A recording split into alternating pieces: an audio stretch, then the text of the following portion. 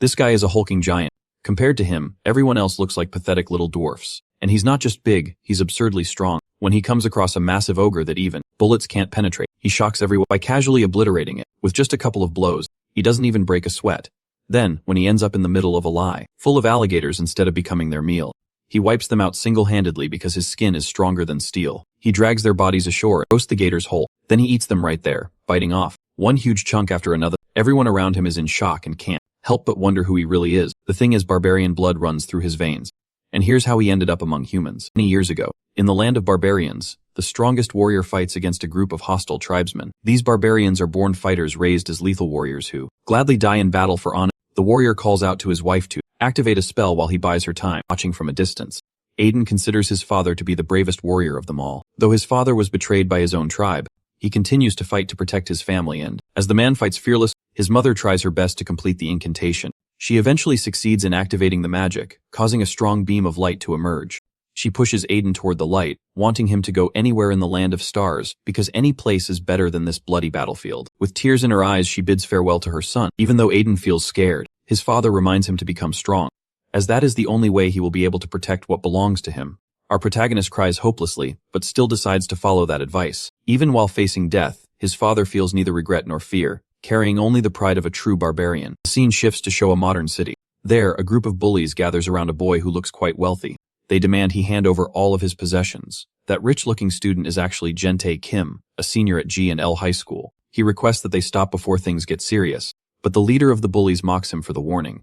Jintae tries to tell them that his friend is on his way. The leader sarcastically dismisses this friend, asking if he is the Hulk or some kind of monster. Before the bully can hit Jintae, someone breaks the wall beside him and lands a powerful blow on the leader. The bully stands stunned at the sight of the crumbling masonry. Suddenly, our boy emerges from the broken wall. This guy's name is now Childo Kang, and he is also a senior at G&L High School. Panicked bullies demand to know his identity. The Aldo reveals that he is Jintae's friend, though internally, he is the only one who knows he is actually a barbarian. After taking care of the bullies, our hero and his friend leave the area. Jintae mentions how impressive it was to see him smash a wall with his bare fist, even doubting if Chioldu is human. Protagonist flinches and insists that he is indeed a human. Internally, he reflects that it has been a decade since he arrived on Earth. Jintae still seems suspicious, which makes Childo wonder if he still gives off barbarian vibes. Ignoring his friend's statements, he decides to head home. Once there, our boy finishes 3 bowls of rice, yet his old man thinks he is eating too little. While starting his 6th bowl, Childo explains he has lost his appetite lately. He expresses concern for his grandfather, who isn't eating at all. The old man explains that he can't properly digest food anymore, and feels full just by watching his grandson eat. Our hero feels grateful for this elder. Back when he first appeared on Earth, his gramps took him in without expecting anything in exchange. In the present, the old man reveals that a director Park called him earlier. He asks if Childo told the director that he wants to become a boxer. Our boy instantly clarifies that he does not want to become an athlete. This leaves the old man in shock since he doesn't understand the reasoning. As far as the old man remembers, Childo has been winning awards in every sport. On the contrary, our protagonist internally points out that humans and barbarians are totally different species. He believes that participating in human sports would be a violation of fair play and sportsmanship. Even though he doesn't want to disappoint his grandfather, he knows that a barbarian can only truly be a warrior. Recalling his last moment with his father, Childo decides not to play sports made for humans. Because he desires a bloody fight against someone who matches his actual strength. The main problem is that Earth is simply too peaceful. Soon, however, the old man sees shocking news on the TV. In Changju, many people have lost their lives, and the government has decided to investigate the matter thoroughly. Gramps reveals that around 120 people have died. According to the news, the incident is related to some kind of monster.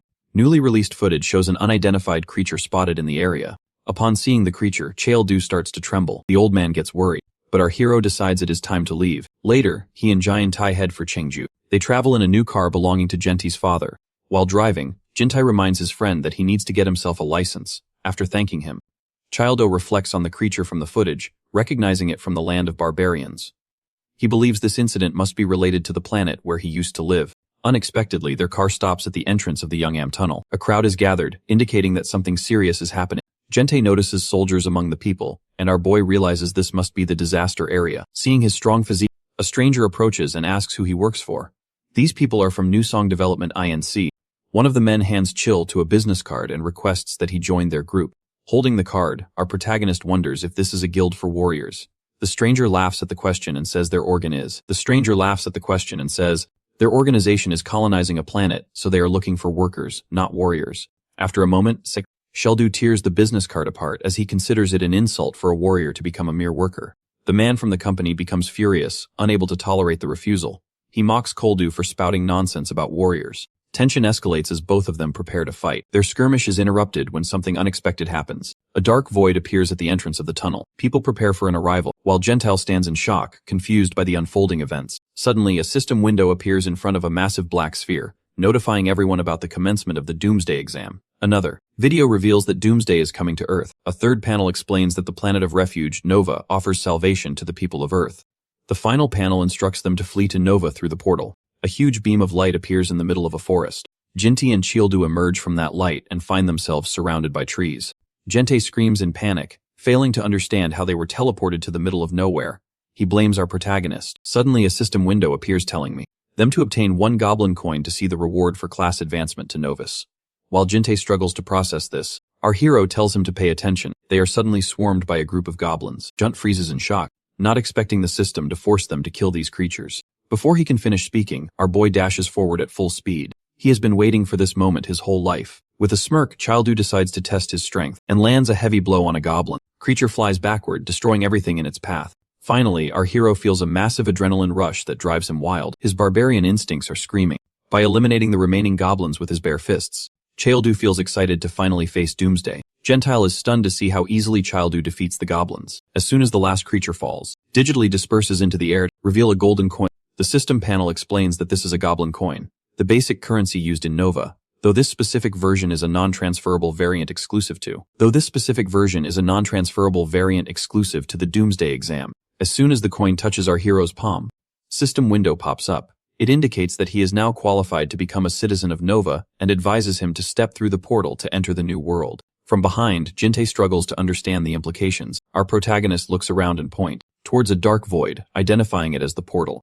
Later, Jinti looks to be in rough shape, his face and head swollen from the previous scuffle. Clutching his stick, he yells at Koldu, demanding to know why he was thrown into a crowd of monsters. He is reminded by our boy that since the coins are non-transferable, Gente must earn them himself to progress.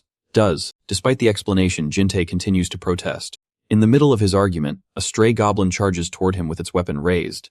Gente panics, having assumed they were all dead. Just in time, Childu steps in and slams the goblin into the ground.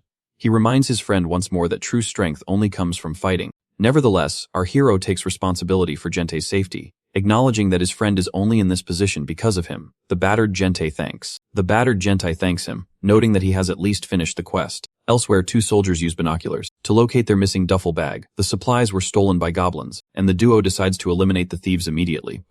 Before they connect, Childu finds the bag first. He secures the useful supplies that will ensure their survival. A figure near the soldiers point their guns at him, mistaking the survivors for monsters. Fortunately, they realize their mistake before opening fire. Later, the 4 of them cook food together. The soldiers apologize for the confusion, a gesture which Childu casually shrugs off.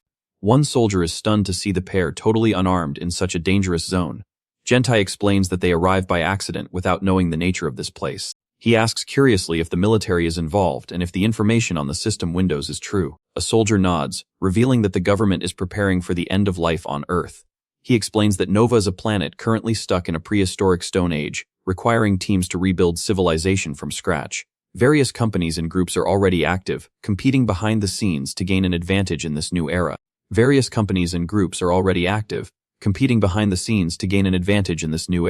Our protagonist asks if Nova is as infested with monsters as this testing ground. The soldier clarifies that this area is merely a trial. Nova is the real challenge.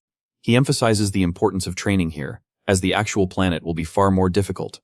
Unexpectedly, the soldier decides to give them the duffel bag, providing enough food and weapons for both of them, while Jintei offers his heartfelt thanks. The news of Nova's difficulty only serves to excite our hero. In the middle of the night, Chidu heads out to hunt again, bringing a confused Jintai along. Jintai cannot understand the need for more combat since they have already passed the test. However, Chidu explains that they cannot afford to sit back after hearing the soldier's warnings. He believes they must become significantly stronger. They soon spot a tower made of wooden sticks where a figure emits a strange aura. The creature looks like a goblin, but appears much more formidable. Jintei points out the physical differences from the ones they faced earlier, but our protagonist is simply excited to face the challenge. He charges forward, leaving Jintei behind. The goblins guarding the base of the tower notice his approach. He charges forward, leaving Jintei behind. The goblins guarding the base of the tower notice his approach. But before they can react, our boy knocks them out. Elite goblin atop the tower spot. She all do, climbing up to meet it. Our hero is fired up to eliminate the target, but the creature activates a spell, striking its staff with powerful lightning, cut off guard by the use of magic. Childu is struck directly by the bolt. Jintei yells in panic, while the goblin smirks in satisfaction. To its surprise, Childu does not give up. Even while scorched by the blast, his excitement remains high. The goblin strikes him with lightning again. Our protagonist does not flinch. Even as the electricity lingers along his spine, he endures the pain. He reveals that he is more than just a barbarian. He is the son of a great sorceress. Finally reaching the top, he emits his own powerful lightning, and yells that what doesn't kill him makes him stronger. In an instant, the entire tower is destroyed by his power. Childu falls to the ground along with the debris. Lying there fully burned, he smirks at having faced death, grateful for the magic resistance inherited from his mother. Alongside more coins, he receives a glowing golden orb identified by the system as the Orb of Magic. This non-transferable item permanently increases the user's magical ability and requires 10 coins to activate. Our hero wonders if he has truly gained the powers of a sorcerer. As the orb merges with him, wounds heal instantly. He feels a surge of strength that leaves him shocked. Jintei approaches, amazed that his friend is still alive after the lightning strikes. He begins to doubt if Childu is even human. The warrior only mutters his own name in a daze, making Gentile worry, but the silence is short-lived. Childu is suddenly ready for even more hunting. He plans to find their next spot to track down more sorcerer goblins and their orbs. Junit panics, yelling for him to stop. The next morning, Jintei exits his tent of find that our boy has been hunting all night. Childu proudly displays a collection of orbs for magic, strength, and sensation. He is eager to test his new power, feeling exponentially stronger than he did a day ago. Suddenly, a system panel appears to announce that 24 hours have passed. Boss monsters will now begin appearing in the area. These are creatures that new arrivals are not expected to defeat, and the system instructs everyone to escape immediately.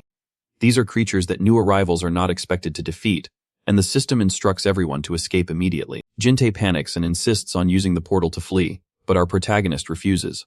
He feels tempted by the prospect of fighting tougher opponents. Soon, a junior ogre emerges, the boss monster of the beginner exam. The soldiers attempt to shoot the hand holding its massive club, but the bullets have no effect. As the ogre prepares to smash them, our hero intervenes and destroys the club completely. Standing before the beast, Childu is thrilled to finally fight someone larger than himself. He demands that everyone clear the area so he can take the ogre down alone.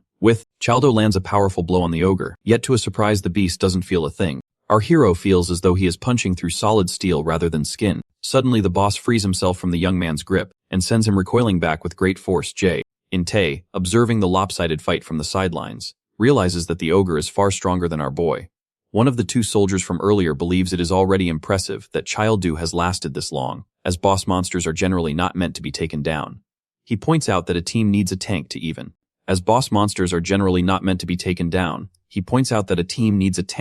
stand a chance against such a foe.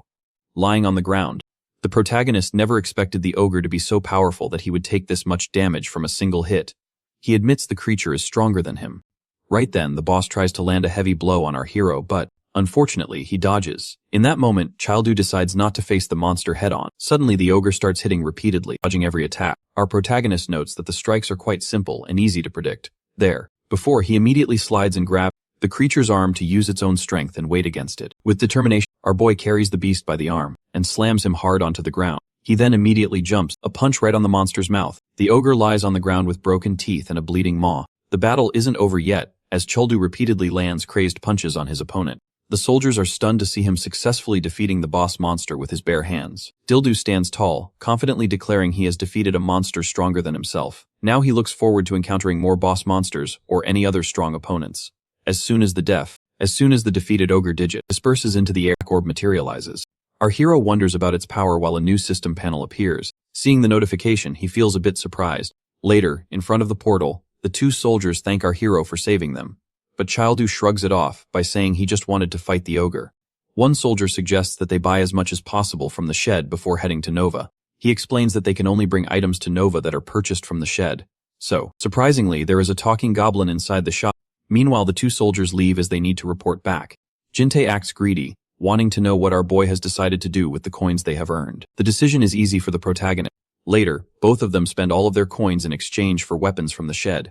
Jintei feels excited to start the game with this gear. Suddenly, a system window notifies them that they have met all the requirements to enter Nova, and the portal appears. Regarding their departure to another planet, Jintai asks our hero if he is feeling nervous.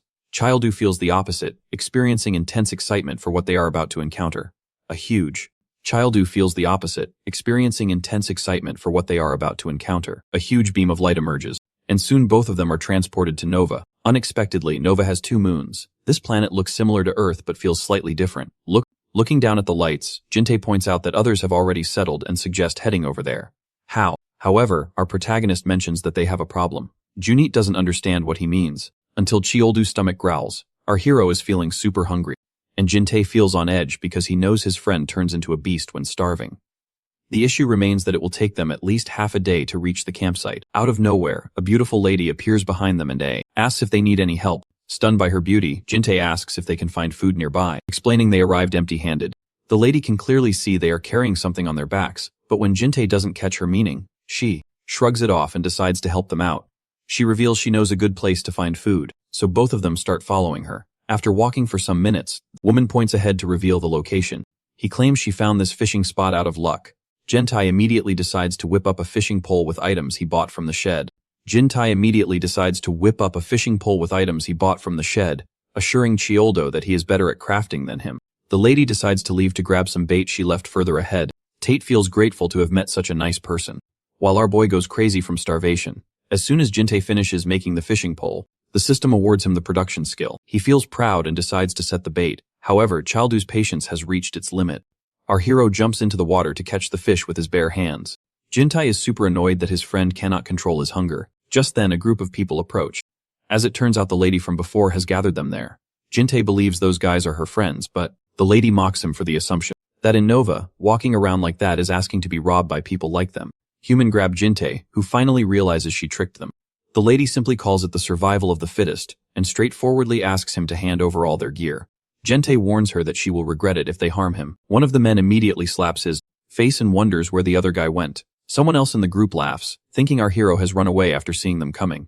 Right then, our boy emerges from the water along with 2 terrifying crocodiles.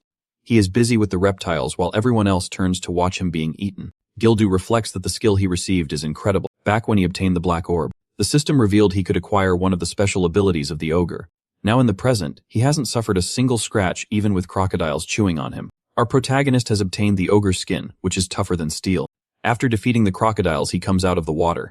Surprisingly, upon seeing the group of thugs, our boy is only concerned that the food he caught is only enough for 2 people. Jintai immediately shouts that these people have tricked them. Still, our hero is only thinking about eating the crocodile and asks if there is a problem. His friend yells and nods, explaining that these people are here to take their stuff and have already slapped him. 2 of the thugs come forward to knock the protagonist down, but Arabic meme Consolidat Davis who will watch Tumshir Banifon, one flying with a single punch. Our hero furiously announces that he doesn't fix problems. He gets rid of them. After taking care of the thugs, our hero comes to know that they are actually thugs from the Young Gu clan who target beginners like them. The thugs leader notes that Chioldu is pretty young, but he wonders which clan our protagonist is from. Our boy then asks the leader if he is the boss, but the leader reveals that their boss is Young Gujun, who was the strongest man in the area. Furthermore, a lady states that our protagonist is not totally screwed as the boss cuts super strong stealing ability stones. While eating the cooked crocodile, Wildu believes that their boss is super problematic as well. Seeing him munching that crocodile with his bare teeth, the thugs feel sick, throwing a piece of crocodile towards them. Our hero demands them to lead the way to Young Gu. Later they reach the Young Google Chrome base. Our protagonist has even beaten the higher-ups with 1 punch, which makes every member feel inferior. Now Childu has completely digested the crocodile, which was even hard to chew. The members want to know who this guy is, but they only know that he has come with those youngsters. They mock Zhongdu, the leader of the thugs group earlier, for bringing the enemy to the base. Hearing that, Zhongdu thinks that they are considering him as someone who has betrayed them, now even if the boss wins. Right then, our hero yells for their leader to come out and fight him like a man. Here, his voice Younggu finally comes out. Seeing his physique, Jintae's jaw drops and feet, because the boss looks even bigger than she'll do. Why? Nungu furiously asks who is messing with his kids. Both of them stand face to face. Younggu points out that our protagonist is too young to be talking in that tone. Still, our boy mocks him as he points out that the boss is proud of being old and picking on the weak. But to his surprise, the boss lands a powerful punch right into his face. Younggu asks if his mother didn't teach him to pay respect to his elders. Our hero answers after grabbing his fist that she actually did, plus she also told him to become the strongest man. The boss laughs as our protagonist has managed to block his punch, and he finds him funny, has now become super interested in children. So he tells him to join him if he wins. Our hero agrees, and then decides to take the group of thugs if he wins. The group's leader doesn't understand where it is coming from. With that, the fight between the two continues as our boy successfully lands a blow on the boss, making him slam on the ground. Boss surprisingly doesn't receive any damage, and remarks that today's kids are pretty much impatient. From a distance, Jinty is stunned to see that the punch from our hero didn't work at all. John, don't do remarks that it won't work because their boss already has 12 ability stones. More than half of them are strength stones, plus he got ogre's skin. However, in the battle, Young Gu is facing some kind of difficulties because the punches from our protagonist are still getting through. If you'll do remarks that Young Gu is the toughest opponent he has met till now, the old man skids back, and even though he is breathing heavily, he tells our boy that he is just tickling him, but deep down he is feeling embarrassed. And he strictly goes towards our protagonist to land a punch, which then gets intercepted by another punch. So, surprisingly, the old man feels a sharp pain as his nails and fingers break down. The system notification pops up stating that Ogre's skin has been activated after being hit. Hence, the skin of our hero has now become tougher than steel. Next, he grabs the old man by the neck, advises him to stay still, or he will cut his own tongue. When his people decide to interfere in the fight, Zhongdu comes in with his group as he decides to not let anyone interfere in their fight. One of the people gets furious as he believes that Yongdu is betraying his own clan. The Yongdu states that his loyalty lies with the strongest, although deep down he knows this is for the best as those people have already taken him as a traitor. Soon after, Yonggu is sent flying by our protagonist. Everyone gets stunned seeing him defeated so badly. Yonggu slams on the ground pretty hard, and his people grow worried. Lying on the ground, trembling, he doesn't want children to come and finish him. Her hero still throws a punch at him, but stops his punch right before his face. Our boy comments that he thought he had met someone tough for a change, but now he believes it's pathetic that a boss is begging for his life. Later, the group of our hero grabs everything which belongs to the Yonggu clan. As they are about to leave you, Yonggu, while kneeling, asks him from which clan he belongs to. Repeating the word clan, our protagonist reveals he is just a high school senior. Later, here somewhere else, the unformed group of Kyoldu sets up a tent. Meanwhile, Zhongdu thanks him for taking them in. Our hero now demands them to be useful. After that, he reflects that barbarians become stronger through battle, and now he has also got his first underlings. He considers himself weak because, at that moment he hesitated before finishing Yonggu. His father would have been disappointed if he saw him like that. Shildu gets frustrated as he regrets not going for his head. Then he turns to Gente, but then he addresses him as sub-leader and asks if he has given them orders. Gente feels amazed as he has been addressed as sub-leader. With a big smile, he nods as he has told them to set up the tents. With that, our hero resolves to get going. When Jinty questions him, our boy reveals with a smirk that they're going to their next destination. Do you intake questions what thing is in that direction? With a confident face, our protagonist reveals that his instincts are telling him that they will become stronger once they go over there. Ahead, there is a huge pyramid which is giving off negative energy, and Childo wants to head over there. According to the system, that is actually the special pyramid. The next morning, the newly joined members stand in line in front of Childo. He praises them for setting up the tents before explaining his plan to cross the river. He orders the group to stay behind to guard the camp. Internally, Zhongdu reflects that Chuldu is attempting to conquer a new territory that no one else has dared to approach. When Zhongdu asks when they will return, our protagonist admits he has not selected a specific time, though he plans to come back when it is time to return to Earth. Zhongdu mentions that the next portal opens 4 days from now. The portal operates on a 5-day cycle, and since it opened yesterday, 4 days remain. 1 day on Earth equals 5 days in Nova.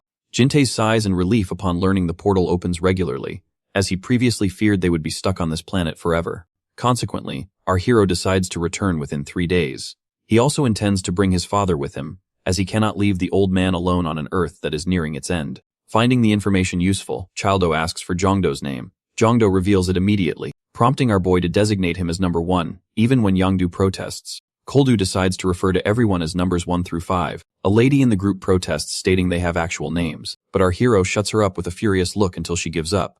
The members bow as Kyoldu leaves alongside Jinty. Later, the two of them crossed. Later,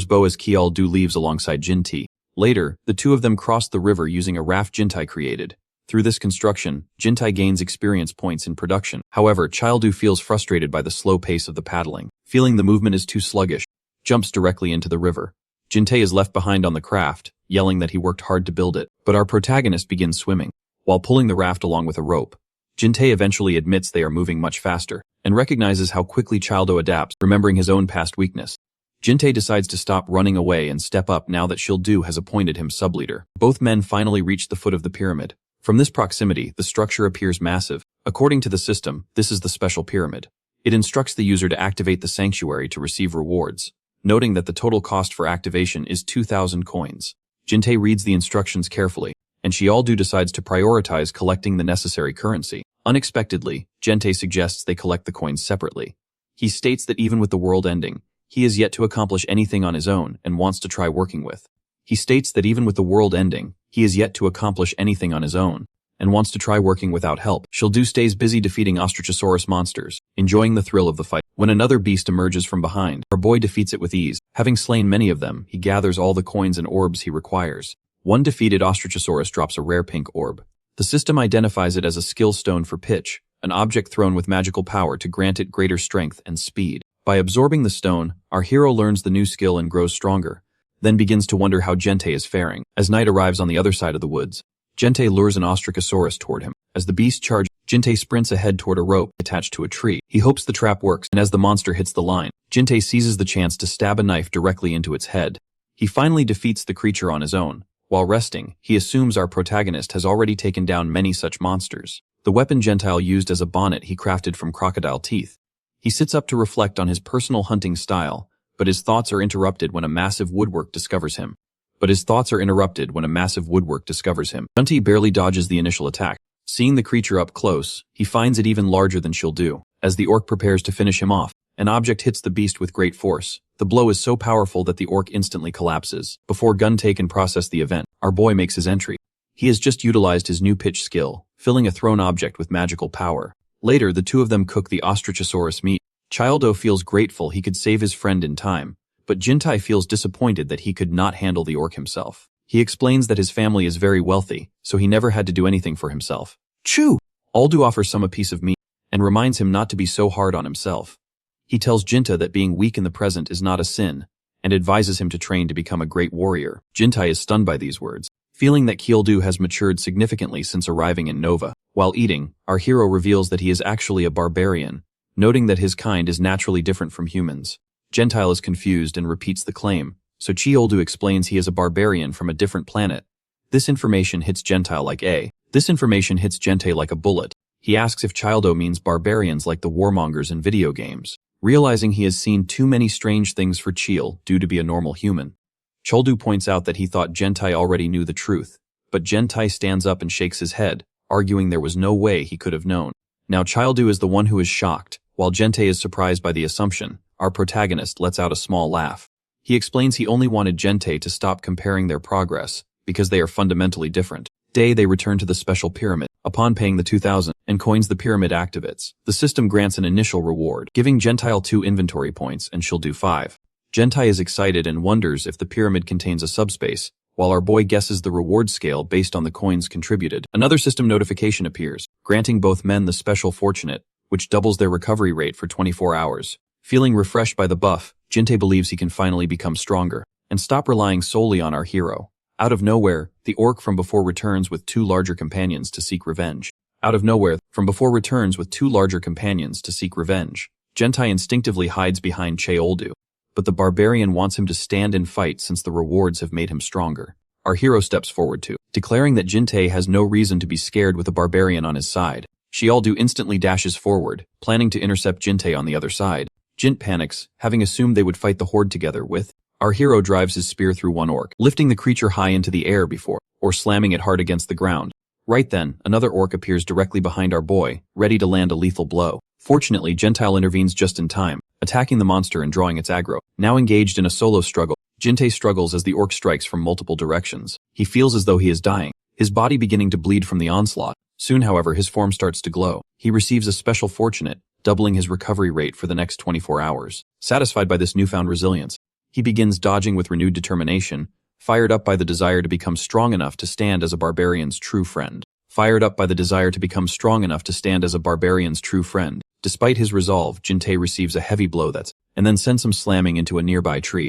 Kneeling on the ground, he admits to himself that he has relied too heavily on the fortunate, but he notices a silver lining. He can finally see a pattern in his opponent's attacks. Dashing forward with intent, he anticipates the orc's downward strike. After narrowly dodging the fatal head, Gente leaps and pierces his knife into the enemy's throat, finally defeating. Shoulder praises this progress, while Jun admits he is finally getting a handle on things.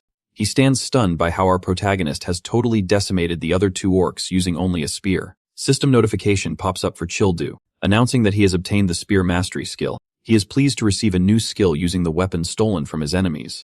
Jinte notes that this must be similar to how he acquired his production skill. The thought of learning skills simply by using different weapons excites our hero. With sparkling eyes, Childu asks Jinti if he is already recovered. Jinti immediately understands that the warrior wants to resume the hunt. Pointing at a set of footprints, Childu follows the trail toward what he believes is an orc. Childu follows the trail toward what he believes is an orc hideout, hoping to find weapons other than spears. Soon the pair finds the orc village and hides behind the bushes. Nearby, two scouts whisper to one another, discussing how their army would have already taken control of the area if not for these monsters.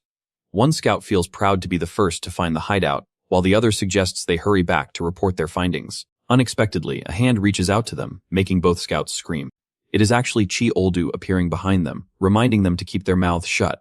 He comments on their disguises, noting they were so effective he almost didn't recognize them. They it off while pointing toward the enemy territory. These men are actually underlings of our protagonist. The leader of the group, number 1, informs him that if they get caught, they want to make it back alive. He advises our boy to leave, even though the barbarian is powerful. The orc the ruler makes this place too dangerous. Number 1 believes the army is required to deal with such a threat, but Childu is only concerned with the shiny weapon the ruler is holding. He stands up immediately, planning to take that axe for himself. He leaves for the village along with Gentai, ignoring the underlings' attempts. To stop him. After defeating the surrounding orc, Childu stands before the orc the ruler. He advises Jinte to rest while he takes care of the leader personally. He attempts to speak to the giant in the orc language, but the ruler becomes furious, realizing Chi Oldu is merely repeating insults he has heard elsewhere. The orc the ruler instantly lands a heavy strike with his axe. After dodging, protagonist lands a kick against the ruler's armor, but the metal is unexpectedly strong. Realizing he cannot fight this opponent barehanded, Childu barely manages to dodge another swing. If that axe lands, he knows he is finished, as even his ogre skin won't hold up against it. Seizing an opening, he grabs the ruler's arm, decides to take the weapon by force, lifting the massive orc into the air. As soon as the axe lands in his hand, Childu strikes the orc down. A system notification informs him that he has obtained the axe mastery skill. From the sidelines, the underlings are stunned to see that he has actually defeated the orc the ruler. Jinte is equally impressed to see our boy destroy such a formidable enemy. Number 1 admits how powerful Childu truly is, considering him closer to a monster than a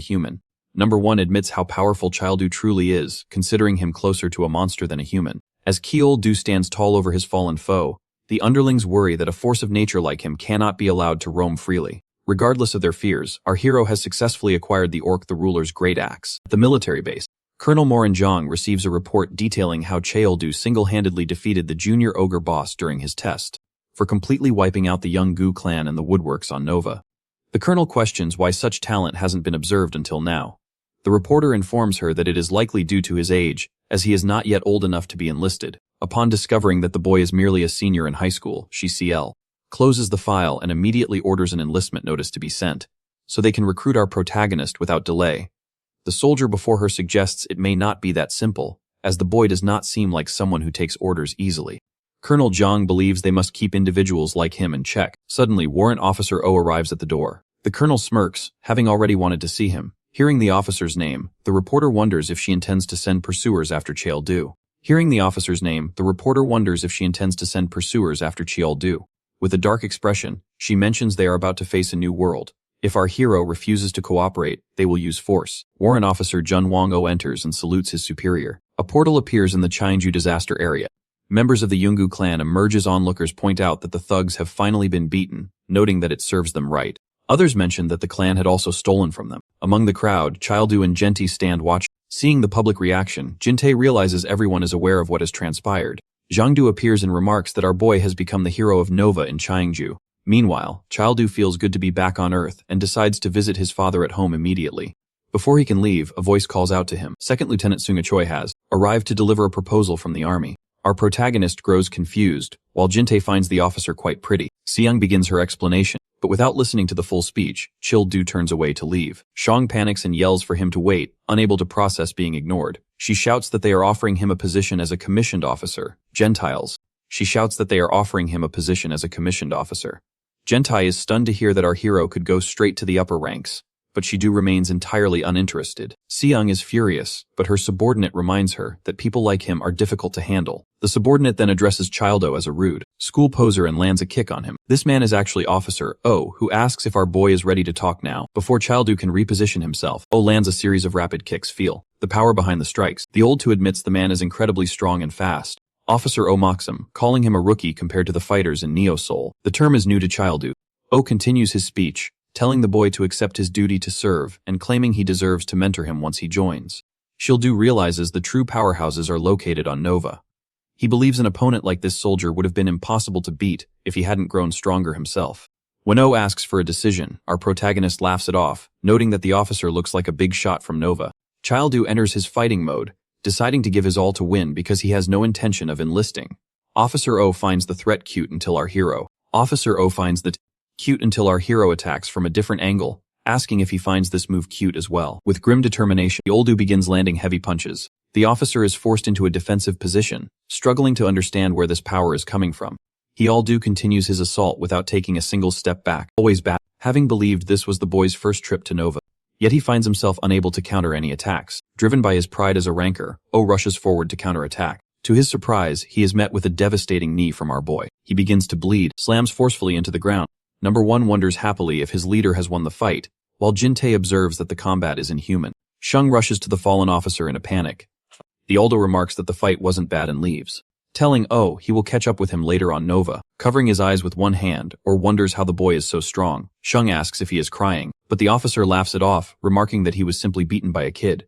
He stands up with her help, vowing never to forget the name Childu. Back at home during dinner, Childu's father learns that the world may be ending soon. Our protector. At home during dinner, Fildu's father learns that the world may be ending soon. Our protagonist calms him, stating that he is there to protect him. Pointing at an orc axe, the elder says he wouldn't have believed the stories if his son hadn't brought such an object home. It is possible to bring items from Nova to Earth, though not the other way around. The Oldu asks his father to come to Nova with him, but the old man declines. He is pleased to see his son finding his own way, and insists his only duty is to keep farming until the end. Childu suggests he can farm on Nova as well. While drinking, his grandfather sighs, saying he doesn't have many days left and cannot adjust to a new place. Internally, our hero admits the old man is right. The planet is too dangerous, and passing the Doomsday exam would be impossible for him. He decides he will take his father once he becomes even stronger. He tells the old man to wait for the right time. Suddenly the bell rings. The old man wonders if they have a guest, while Shio-do simply comments that the visitor is fast. Later, our protagonist sits with Gente to research Nova. The government has censored most information, labeling it a national disaster. Ki Oldu points out they are controlling the media to reduce public confusion, which allows those in the know to take advantage of the situation. Jintai reminds him of what the soldiers said regarding Neo's soul and explains that Changjiangzhou is not the only portal location. Portals are open in various regions. Government entities and corporations have already begun developing Nova. Neo's soul, for instance, is connected to a portal in Paju that opened 2 years ago. Considering 2 years on Earth equals 10 years in Nova time, Chael-du believes the area must be filled with powerful people. Jinte realizes why Neo Soul is considered the premier location for growth, though they won't receive initial activation rewards there since it is already developed. Sheldon feels that staying behind would only set him back, believing better weapons and gear will be available in such an advanced area. After their discussion, Chael-du decides to move. Gente notes they lack a car because his father took his away, but our boy just laughs, having already made a plan. Later, they ride in a vehicle driven by a woman from his group of underlings. Young Du thinks our hero has made an excellent choice. He and his men wish to follow Chael-du as their boss, though they still have business to settle with the remains of the Young Du clan. Chael-du acknowledges this and instructs them to catch up once they finish their business. The driver wonders if they will be safe in a place under heavy military influence. Chael-du has already decided to remove anything that stands in his way. Soon the car arrives near Neo Soul. Both our protagonist and Gente stand beneath the massive portal. Gente wonders what it looks like on the other side, but Chael-du doesn't care about the scenery as long as he can grow stronger. Gente stands amazed by the landscape of Neo Soul. Having only existed for a decade, the city exceeds his expectations, appearing as developed to him as the height of the Joseon dynasty.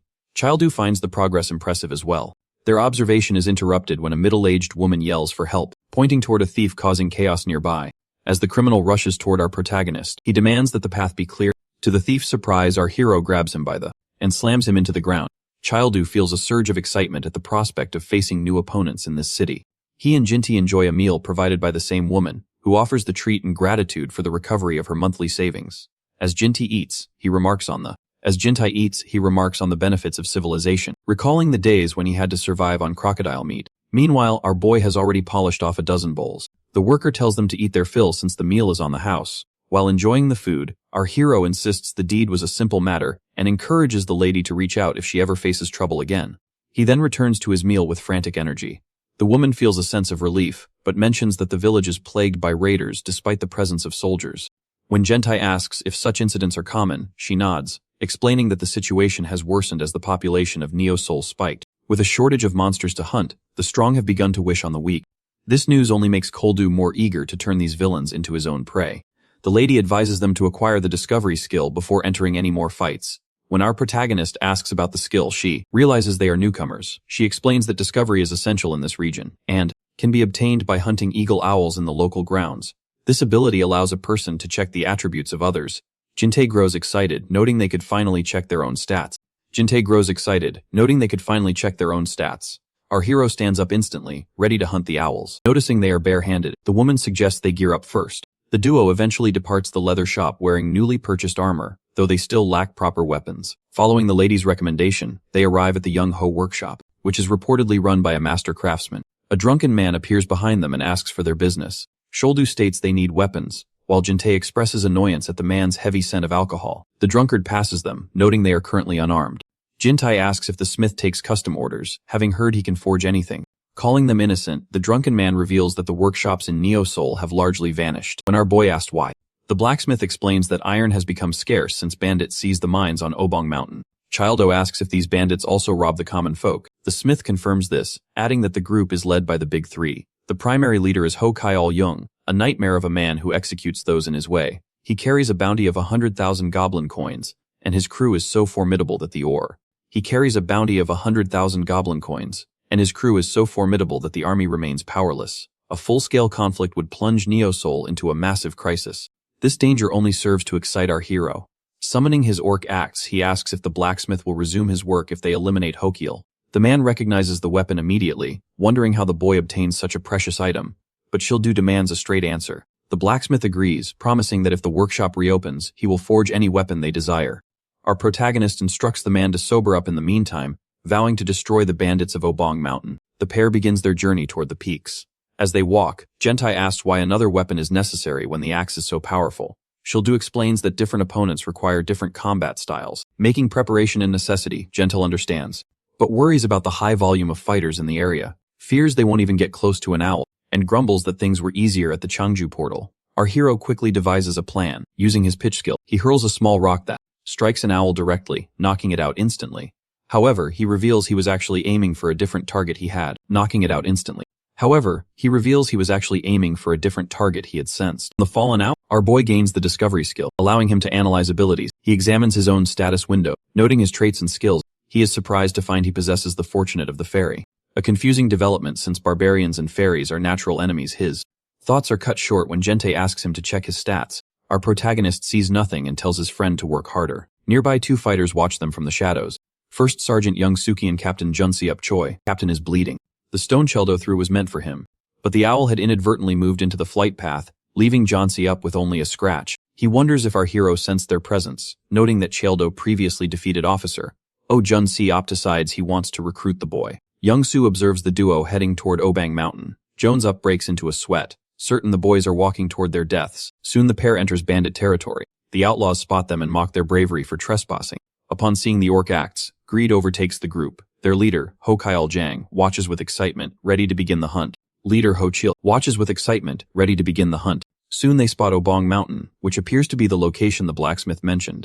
Childu comments that they have walked a considerable distance without seeing any bandits. His friend worriedly asks if he is truly capable of taking care of them, noting that these bandits are rumored to be quite strong. However, our hero tells him not to worry since he won't lose to idiots, adding that he wants to test his axe. Suddenly he notices something. With quick reflexes, he cuts down incoming arrows. Our protagonist detects the presence of several enemies in the woods, seeing them retreat and noticing a thick fog. Shildu realizes it is a trap and for Gente to take cover behind him. As Gente hides, our boy activates the ogre's skin skill. using his thick hide to shield his friend from hundreds of arrows. Realizing the situation is growing more complex, he orders his friend to retreat immediately, explains that it will not be easy to shake off their pursuers or escape this forest, and the longer they turn their backs to flee, the more danger they will face. Gentai notices a cut from an arrow that grazed Chioldu earlier is starting to turn green, indicating the weapon was poisoned. Our hero simply smiles. And admits he let his guard down for a moment, as even Ogre's skin cannot block arrow poison. Jint furiously calls him an idiot and asks how he can laugh in such a situation. Our boy insists that Jinte will not be able to handle this fight and tell him to leave. When Jinte asks if he will be alright, our protagonist tells him not to underestimate him, reminding his friend that he is a barbarian. As Gentile runs off to get help, Koldu heads into battle against the forest bandits with excitement. After several skirmishes, night falls while our hero continues defeating his enemies. However, the poison is spreading causing him concern as his body becomes increasingly unresponsive. Yet, with the determination and willpower of a barbarian, he keeps eliminating the bandits, leaving them in disbelief that he is still standing despite his condition. Bearing the pain, Choldu decides it is best not to let the fight drag on any further. He clears a path through the ranks and escapes immediately. He soon reaches the base of the mountain and believes he might escape, but he stops abruptly upon finding himself at the edge of a massive pit. Standing before the drop, our boy is caught off guard by the bandit leader, Hokai. Our boy is caught off guard by the bandit leader, Hokai Jang, who comments on the trouble the warrior has caused. Completely poisoned and panting, our protagonist realizes he was led here deliberately. With amusement, Hochil remarks that Chael-du is an interesting person to hunt. Our hero asks if he truly considers this hunting, prompting Hokai to mock him. The leader points out that it is impressive he can still move while infected, then declares he will be reduced to nothing as he falls into the deep pit. Shildu's vision starts to blur and his focus is heavily impaired. He reflects that if he were an honorable warrior, he would surely risk his life, but he remembers he is a barbarian. He has no intention of surrendering his fate to a dishonorable leader, so he unexpectedly jumps into the pit himself, leaving the surrounding weaklings stunned. Falling, our boy curses the bandit.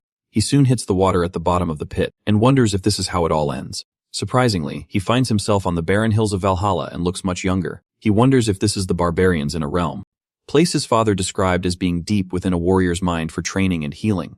He questions why he looks like his childhood self, and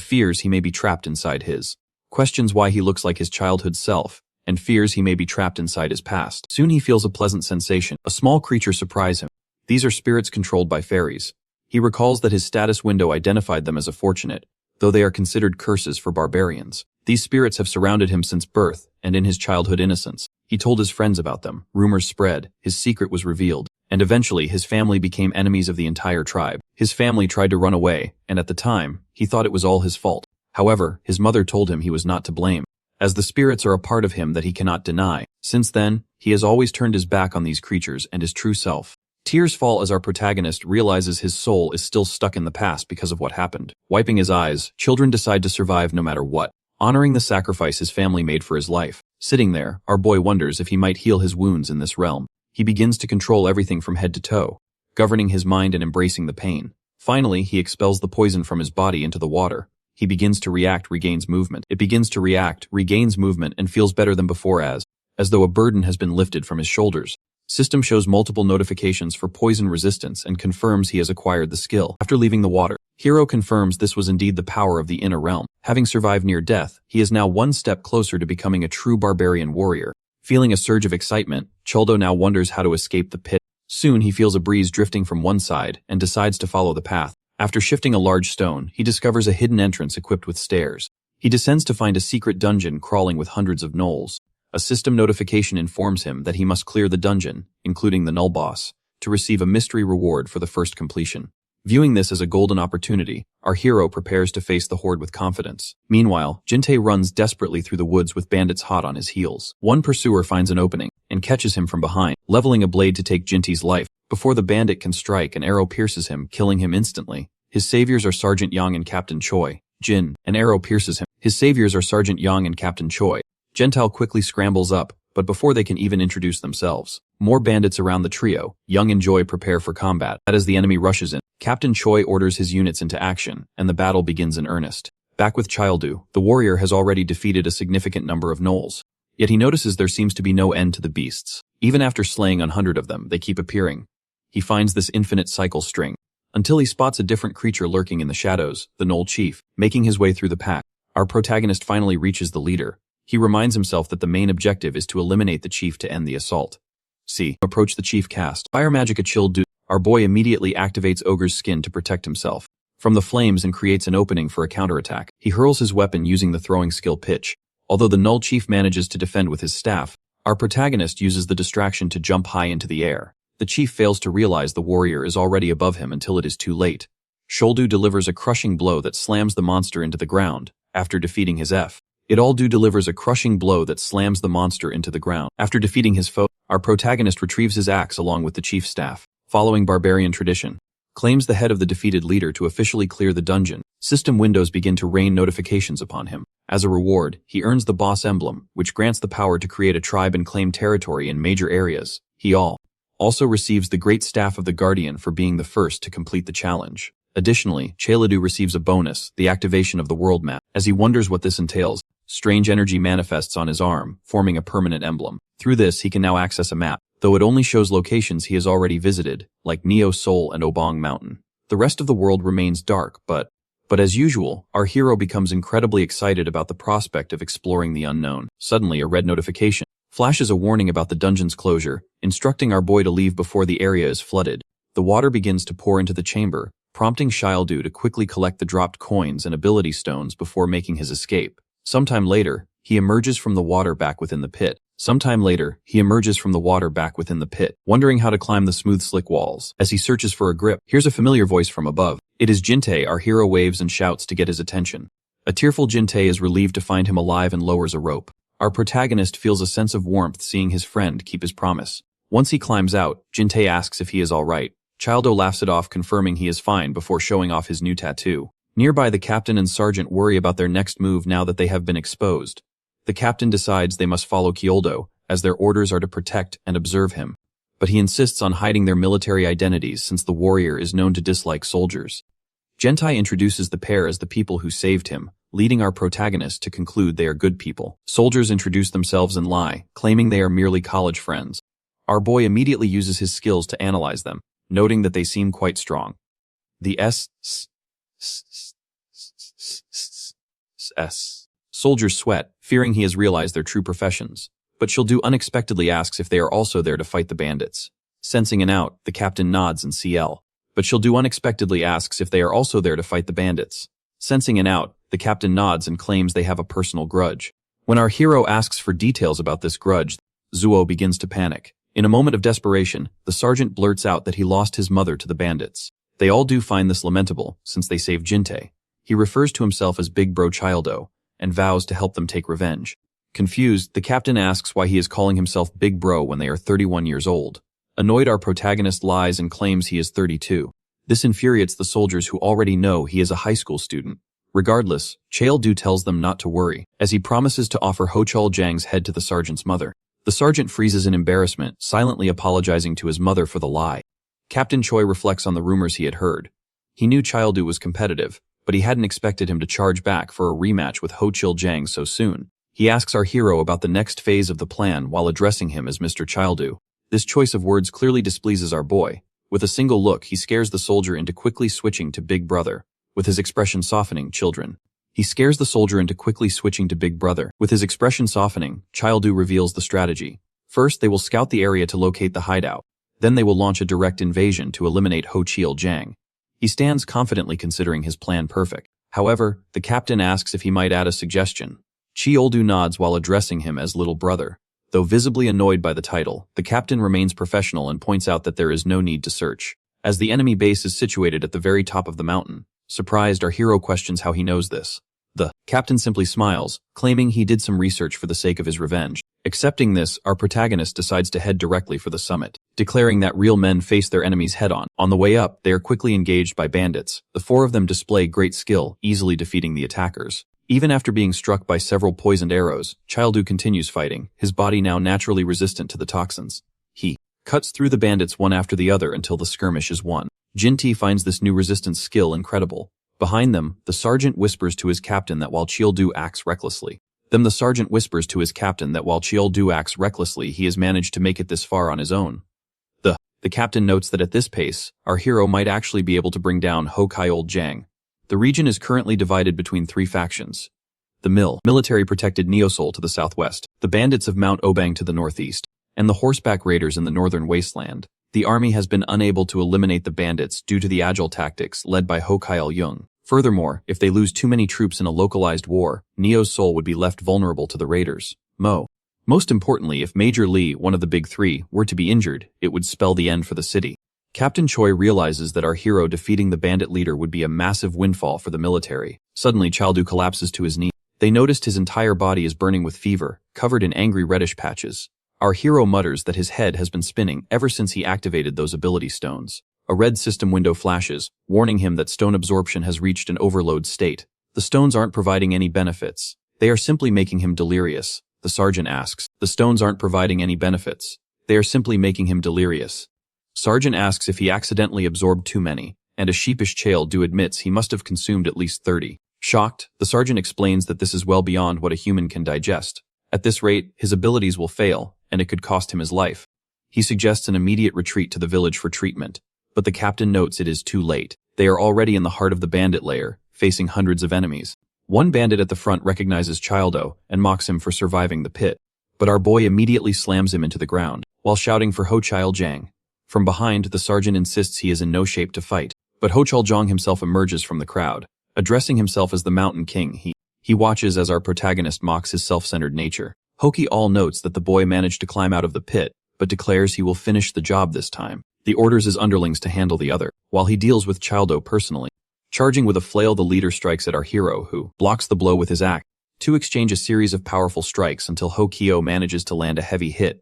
The impact sends Kyoldu flying through the air, crashing into a bay. The impact sends Childu flying through the air, crashing into a bandit hut. Rising from the wreckage, our protagonist acknowledges the leader's overwhelming power and wide attack range, which makes finding an opening with an axe difficult. Refusing to give up, he charges back into the FR, and manages to entangle the flail around his axe. Both weapons are tossed aside in the struggle. Now excited to fight with his bare hands, Childu engages in a direct brawl. Jang mocks him, claiming it makes no difference against a weak human body. He finds an opening in L, damaging blow to the waist. But at the last moment, our hero activates Ogre's skin to mitigate the impact. When Childu reveals he isn't exactly human, Jang laughs, stating he already knew about the ogre skin. Using a momentary gap, our protagonist lands a heavy punch on Jang's face, knocking him down. Who is shocked, Jang seems activates his own ogre skin while on the ground. He jokingly calls child to a child and scolds him for being disrespectful to his elders, while our hero is stunned by the realization that they share the same ability. Jung seizes the opportunity. He lands a direct blow to the chin, sending our protagonist reeling back. The rest of the group, he lands a direct blow to the chin, sending our protagonist reeling back. Rest of the group, already cornered by bandits, watches in horror. Jintei is especially terrified, having never seen anyone stronger than Childu. Sergeant suggests grabbing the boy and running, but they are completely surrounded. The situation turns dire as Jay begins to strangle, all due with brute force. As Jintei's focus shifts to his friend, a bandit leaps at him to deliver a finishing blow, only for Captain Choi to intervene just in time. The fallen bandit proudly declares they are all dead, explaining that their leader is using the human squeezer technique. As he squeezes the life out of our hero, Jang asks where his confidence has gone. He reveals that he has hunted ogres twice, while he possesses ogre's skin. His second ability is ogre's power, allowing him to crush stone with ease. Jane roars that he is the personification of power itself. Childu starts laughing, mocking Jang's power. Right then, Jang shouts that the youth is just pretending to be strong, and applies even more force to squeeze him. Still feeling the overload effect, our hero feels strange, as if he is about to vomit at any moment. Meanwhile, Jang squeezes him harder and harder. Soon, our protagonist releases all the overload through his mouth, leaving everyone stunned. After that moment, Kyoldu feels much better. He smiles and comments that he feels great. In the meantime, the system announces that he has absorbed all the stones. Being displeased, calls him arrogant. He furiously adjusts his grip and squeezes even harder, applying a pressure that would have split anyone else apart. However, Koldu manages to slip his arm through and disrupt the grip, forcing Jang to release his waist. This gives our protagonist the opportunity to grab Jang's arm. He applies a legendary arm block, leaving his opponent vulnerable. He confidently applies tremendous force to the limb until the bone snaps. Childu distances himself with a quick jump back while Jang screams in pain, lamenting his broken arm. Seeing their boss overpowered, the underlings start to doubt what is happening, questioning if their leader is truly being defeated. Even our boy's companions are surprised that he now has the upper hand after all the suffering he endured earlier. Seriously, Young shouts insults at him for breaking his arm and swears to kill him. He grabs a weapon and tries to strike Childu, but our hero manages to dodge the blow. The weapon hits the ground instead, splitting the earth apart. With a completely different expression, our protagonist dodges the subsequent attacks easily. The captain, who saw what he went through earlier, is surprised by the unique strength and increased speed he now possesses. While evading the blows, our hero grabs Jang's weapon with his left hand. With his right, he sees his Yang's neck, choking him despite the man's ogre skin and strength. Jang is unable to break free from Yahello's hand, which suffocates him more and more. Our protagonist manages to lift the large man into the air and mocks him for calling himself the personification of power, gasping for air. Jang begs to be released. He is surprised when our hero actually lets him go. However, Yahello picks up the discarded weapon and states that it is time to avenge the mother of Sergeant Yang and the citizens of Neo Seoul. Jang doesn't understand much as he watches Chu-do hold the weapon. Preparing his strike, our hero comments that he hates people who target the weak. He lands a powerful blow straight to Young's head, instantly knocking him out and finally defeating him. Seeing their boss eliminated shatters the will of the underlings, who immediately think of begging for their lives. Meanwhile, Captain Choi is stunned to see Childu defeating one of the big three just like that. Unexpectedly, a treasure sack appears on top of Yang. This is a ranker's treasure sack, belonging to the novice ranker Hokol Jang. Our protagonist turns to the underlings and asks if they are planning to snatch the backpack away.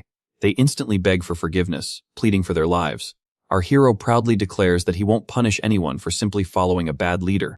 He goes straight to Jang and picks up the dropped backpack. However, like a monster's corpse, Jang's body disperses into the air and disappears, leaving our protagonist surprised. The captain explains that this happens because he was a strength ranker, and rankers are classified similarly to monsters. When our protagonist asks how it works, the soldier explains that to become a ranker, one of the 5 skill statistics must be above 50 points, checking his own stat. Our boy notes that unfortunately none of his have reached that mark. This leaves the sergeant even more surprised that Childu defeated a ranker with just physical strength. Choi explains that people have different abilities, even if they have. Our hero calls his group together and decides to return. The captain remains shocked that he beat Zhang without even being a ranker, and feels curious about what he will do in the future. Later, the group arrives at the village and shares dinner at the table.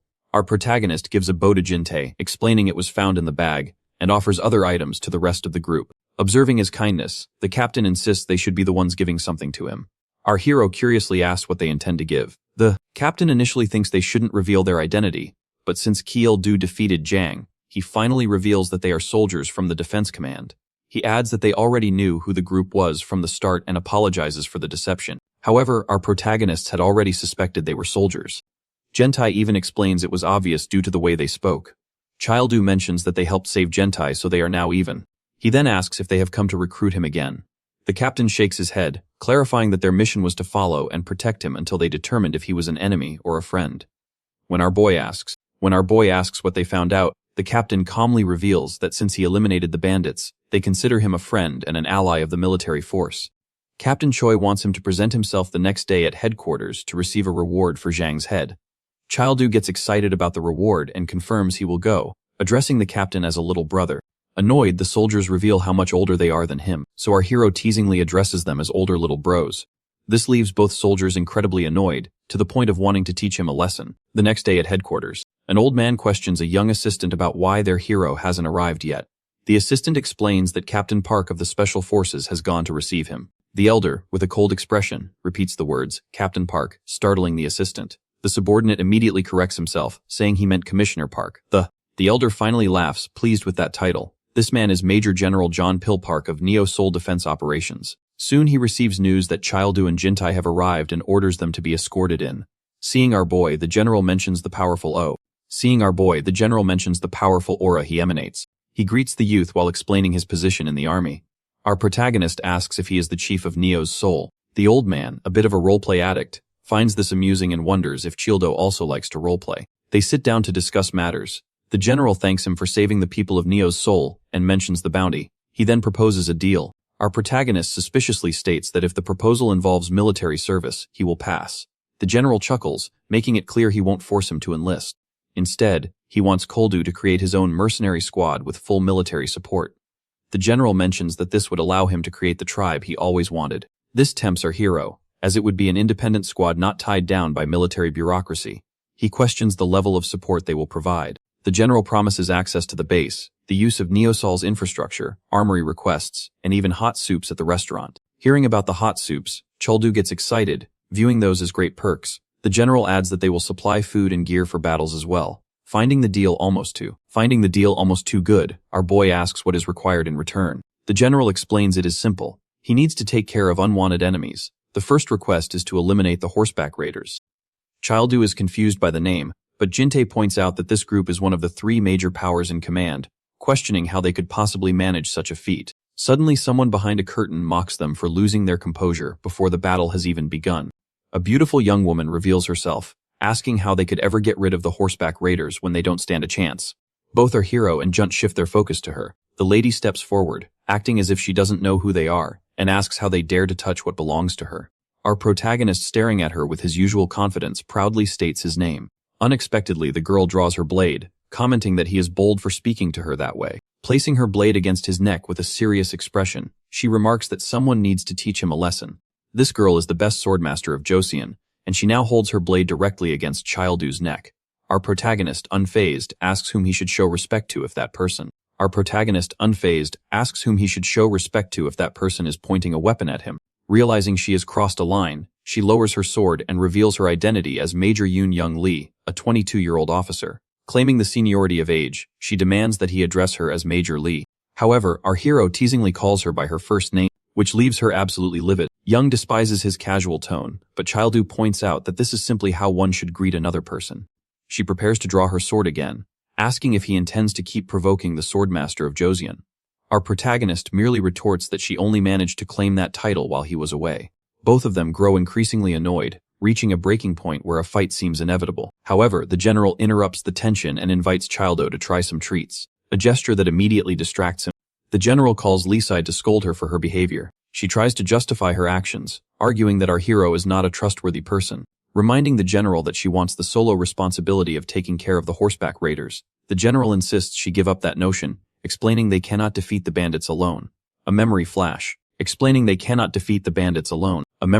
through Union's mind, about to kill a northern bandit. Cries out asking why he let her win the ba, and it having accepted his fate, simply commented on how much she had grown. In her pain she demanded an answer, but her former teacher stated his defeat was a parting gift for an old student. Instead of striking him down, Lee had shifted her blade and turned away. The leader of the northern bandits noted that she still possessed a soft heart, despite his lessons on being relentless for the sake of Neo's soul. She refused to accept a victory offered by a traitor, claiming the army would eliminate the swamp bandits instead. Back in the present, she begs the general to let her handle the raiders herself. The general holds her steady, and reveals he has a plan. Turning back to our hero, the general explains his vision. The mercenary group Childu creates will join the army in a joint strike against the raiders. These bandits are a major threat to Neo's soul, and their swift cavalry makes them difficult to catch. Our protagonist grows excited at the mention of the unit. He asks if he can keep the horses if they emerge victorious. Remembering his father, who was the greatest rider in the Barbarian land, our hero realizes he has always wanted to follow in those footsteps. Agrees to the mission. The general thanks him to seal the deal, but Childu insists on clarifying one thing first. He stands before Lee and the two stare each other down. Our hero states that the hierarchy must be made clear. She accepts the challenge. They head to the headquarters training grounds. Jintae asks how he intends to fight, and our protagonist declares he will use a sword. Jintae is shocked as he has never seen him wield one. But our boy comments that the principles of all weapons are the same. He pulls James' backpack from the system, while Jintae eagerly waits to see a legendary blade. Noting that Lee's sword looks terrifying, Bildu is busy rummaging for a rusty sword he saw earlier. He claims that only amateurs blame their weapons and proudly pulls out the worn blade, declaring himself a pro warrior. General is shocked that he intends to use such a thing against the best swordmaster in the land. He asks Lee if real blades are truly necessary, but she refuses to use fake ones. She finds our hero arrogant and wants to teach him a proper lesson. Her fiery spirit only excites our protagonist. He sarcastically offers her the first move. She lunges, declaring she will teach him the way of the sword, but our hero simply counters, causing their blades to clash. Seeing an opening, he shouts that it is his turn and strike. Lee dodges and reappears behind him, mocking his speed as slow. The two begin to exchange a flurry of blows. Observing her movements, Childu realizes that she is not just fast, but incredibly skilled. Lee praises our hero's defense. Before preparing a powerful finishing move using mana concentration, she lands a heavy strike and follows up with a relentless series of blows. However, our protagonist resists, defending against her incredible strength and speed. Suddenly, the system announces that his understanding of fencing is deepening. He has awakened the sword mastery skill. With newfound confidence, our protagonist asks if she is ready for high-level combat. Instead, he begins to impose his own rhythm, matching her speed and shocking. In the blink of an eye, our boy disappears from her sight, is stunned, unable to find him even with her dynamic vision. Suddenly, he appears beside her with a distorted expression, proclaiming himself the winner of the speed contest. Suddenly, he appears beside her with a distorted expression, proclaiming himself the winner of the speed contest. Strikes, and even though Lee blocks the hit, Force throws her back. Regaining her composure, she shouts that she will aim for his blind spot. Changes her attack pattern, but what she'll do, utilizing his own dynamic vision, mocks her once more. He blocks the blow easily, leaving her shocked by his sudden leap in strength. While she is distracted, our hero places his blade against her neck. She is paralyzed with shock, unable to believe she lost to a rookie. With great pride, Choldu announces that he is the overall winner of the fight. At the base, sponsored by the army for the mercenaries, Choldu is satisfied with what he sees. Sergeant Young whispers to Miss Lee, instructing her to address our protagonist as Chief Choldu. She understands but questions why Young refers to him as Big Bro. Young shrugs it off, noting that the relationship is a bit complicated. Turning to Choldu, she asks what he intends to do with the bandits beaten the day before. With a terrifying expression, he claims to have an idea that gives the bandits chills. Hours earlier at the headquarters training field, our boy demanded that Lee call him Big Brother. She retorted that she would rather die than say it, eventually forcing her to give up and call him Big Bro. Even then, our hero continues teasing her. From a distance, the general watches in shock because Childo easily took down the best swordmaster of Joseon. He worries that if his subordinates had witnessed it, their morale would have plummeted. However, the reaction of the soldiers is entirely different. They cheer for our protagonist, leading the general to question whose side they are on. The rest of the bandits are soon presented to the general. His assistant reports that these are all the men captured from the mountain. General did not expect Ho Chiel-jang to gather such a massive crew. Because there are so many, the prison lacks sufficient space to lock them up. The assistant notes they have already executed those who committed serious crimes, but the rest cannot be sent back to Earth due to the presence of biome superhumans in Nova. Unexpectedly, our protagonist suggests he take them in, as he needs mercenaries and believes they would be helpful. Childu claims some must have utility and decides to take only those he likes. Standing in front of them, he shouts to ask if they remember him and offers an opportunity. Standing in front of them, he shouts to ask if they remember him and offers an opportunity to face him. Those who survive will have the chance to live. With that, he calls for everyone to attack him at once.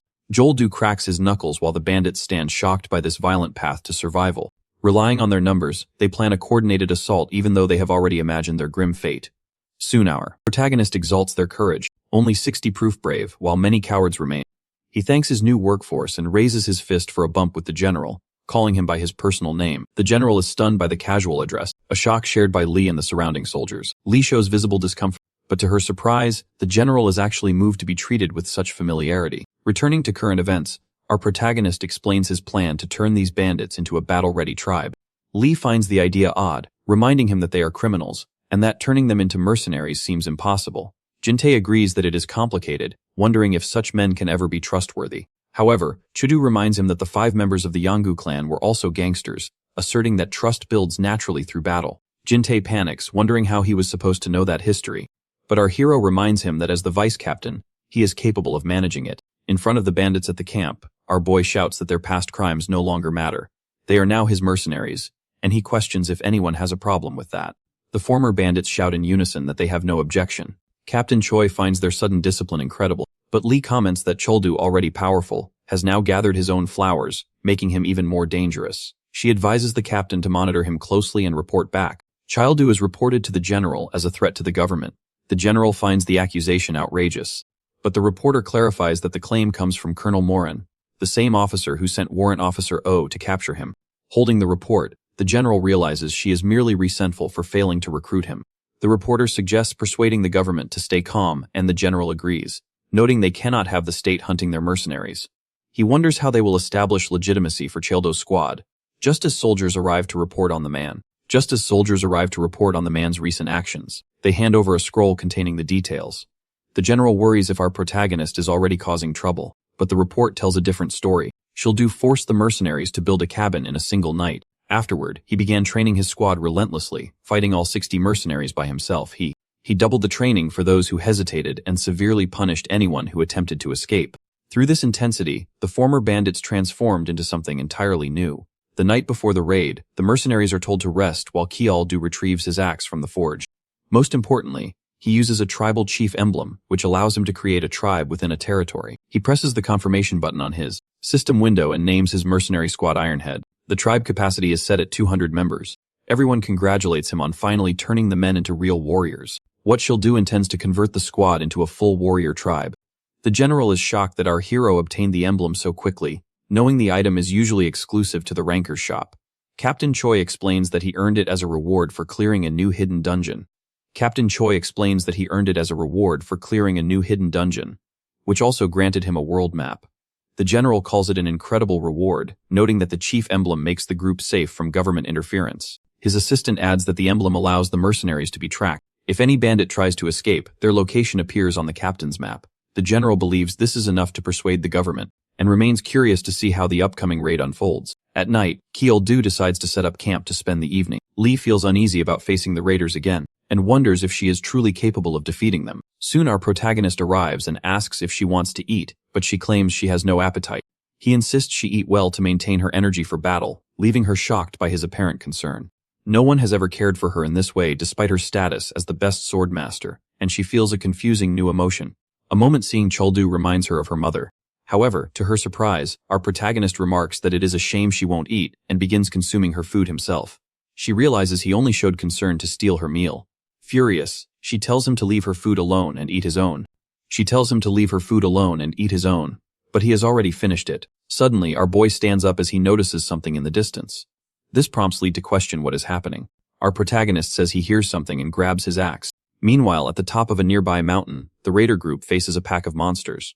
Their leader orders his men to eliminate them all, shouting that the beasts cannot match their speed. He yells for them to show the power of the horseback raiders. The leader is tuned by Kim, known as one of the Big Three. The battle unfolds at the foot of the mountain as raiders clash with green monsters. Leader scans the chaos searching for the boss, and once he identifies the target, he eliminates it with a swift strike of his spear. This act secures their victory, and he promptly orders his men to regroup. However, he did not foresee that Chol-do stands above them on the mountain. Our protagonist shouts the leader's name and confidently declares that he has come to eliminate these people. With a stylish landing, he drops in front of the group. The raider leader questions his identity, so our hero introduces himself and states his intent to kill the man and take his horses, as he greatly admires the beasts. The leader remarks that he has heard rumors about him. Specifically that he is the one who exterminated the bandits of Mount Oban. He asks the young man to listen, acknowledging that this mission was likely a military order, but he questions why someone as capable as Chol-do would be involved with such people. With a broad smile, our protagonist dismisses the comment as nonsense, insisting he is simply punishing thieves. He leaps toward his target with an axe, but the leader defends himself with a spear and remarks that they are not thieves, as they have never stolen from others. While preparing a counterattack, he insists that the horseback raiders are merely explorers. Holding on to the spear, our boy states that this claim is entirely different from the reports he received. He adds that he cannot believe the man based on words alone. On the other hand, Chunbi is surprised that Chudu can hold the spear with such sheer brute strength, realizing his opponent is superior. He releases the weapon, thinking that the raiders will be in danger if this battle continues. Our hero places his axe against Chunbei's neck. The leader states that if he does not believe the truth, he may take his head, but warns that doing so would mean taking an innocent life. Chol-do finds himself in a dilemma. He wonders if he could really be killing an innocent person. He recalls that when he killed Jang, he felt something was off as well, leading him to wonder if he should believe the man or not.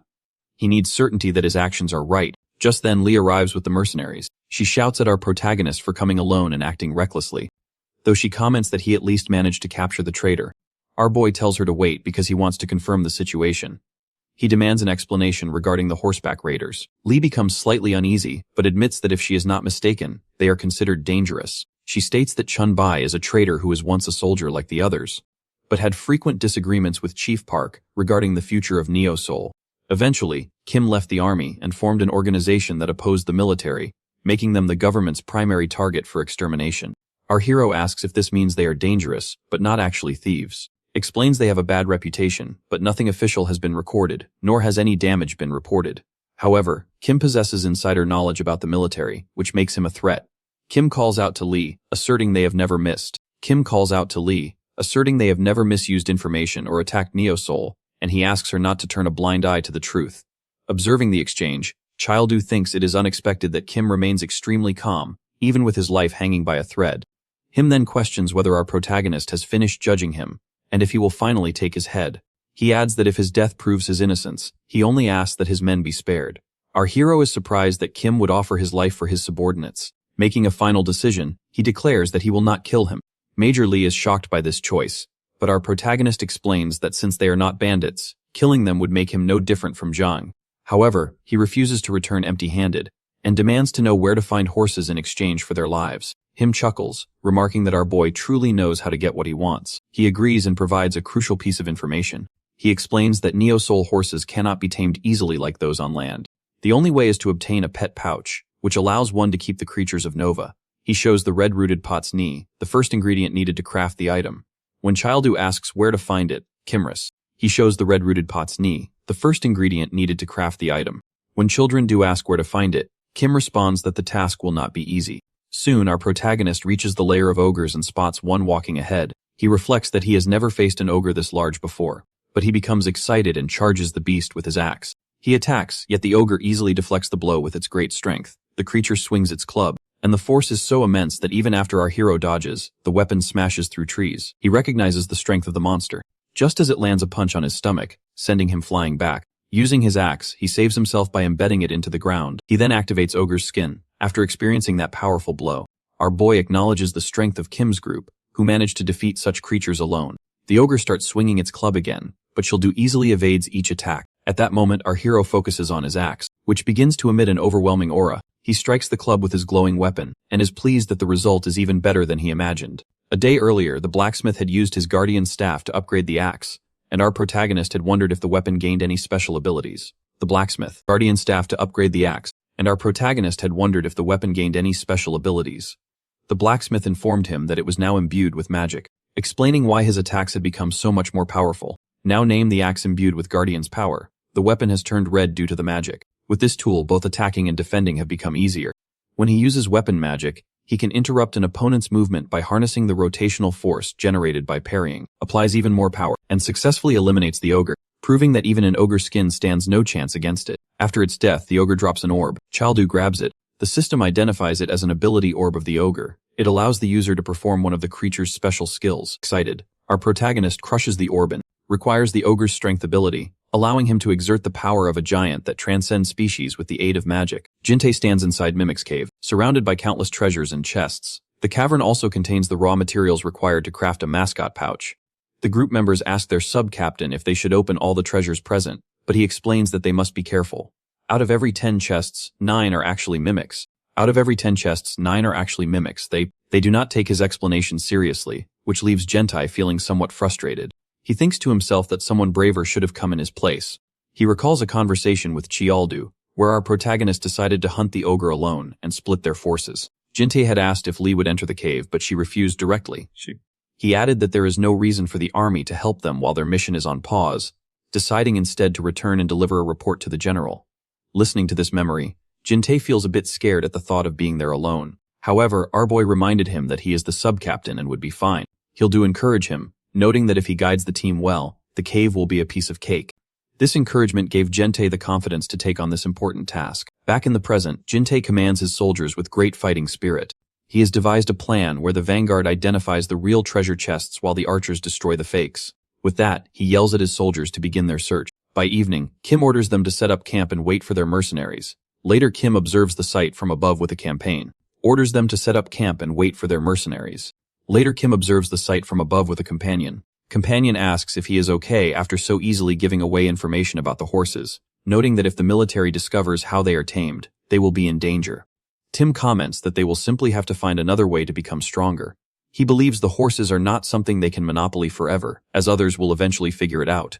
The companion also notes that even if others learn the method, the materials are not easy to obtain, especially those from the ogre. Kim asks if his companion truly believes that, but he has a feeling that our hero will find no difficulty at all. After nightfall, Cheldo arrives at the camp along with Jinte. Kim approaches and asks if he has gathered everything. Our protagonist replies that it would have taken a long time otherwise, so they split up to reduce the duration, but they then display the items. Gentai has collected a considerable amount. The potsni has also been gathered in large quantities by Childo, leaving everyone astonished. In a flashback our boy received potsni as soon as he defeated the ogre. Therefore he decided to defeat as many as possible to obtain a high yield. Back in the present, Kim curiously asks what his secret is for acquiring some. Back in the present, Kim curiously asks what his secret is for acquiring so many.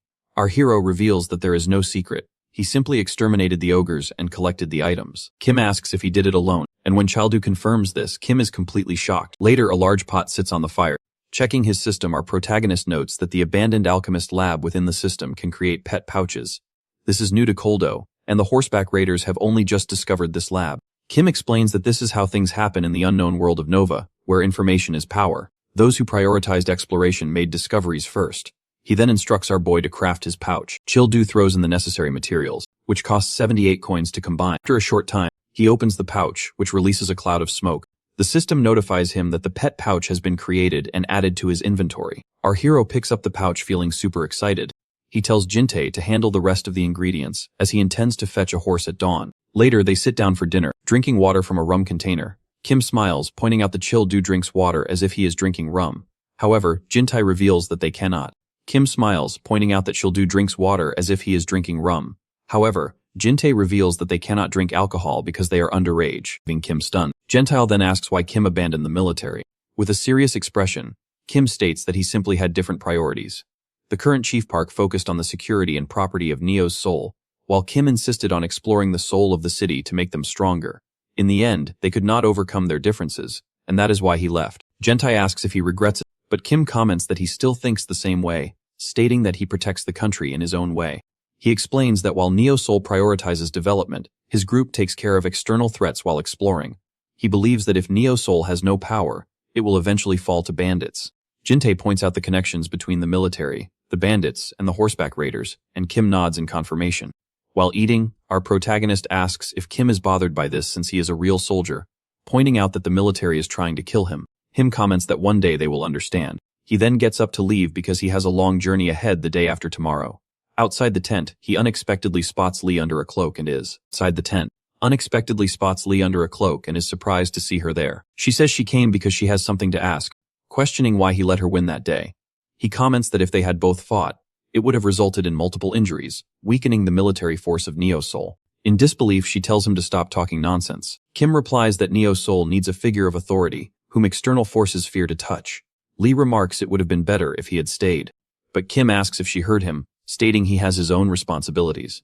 He advises her not to show her weaknesses since she is the best swordmaster protecting the citizens. Day breaks, and the group stands before the fields where several horses graze.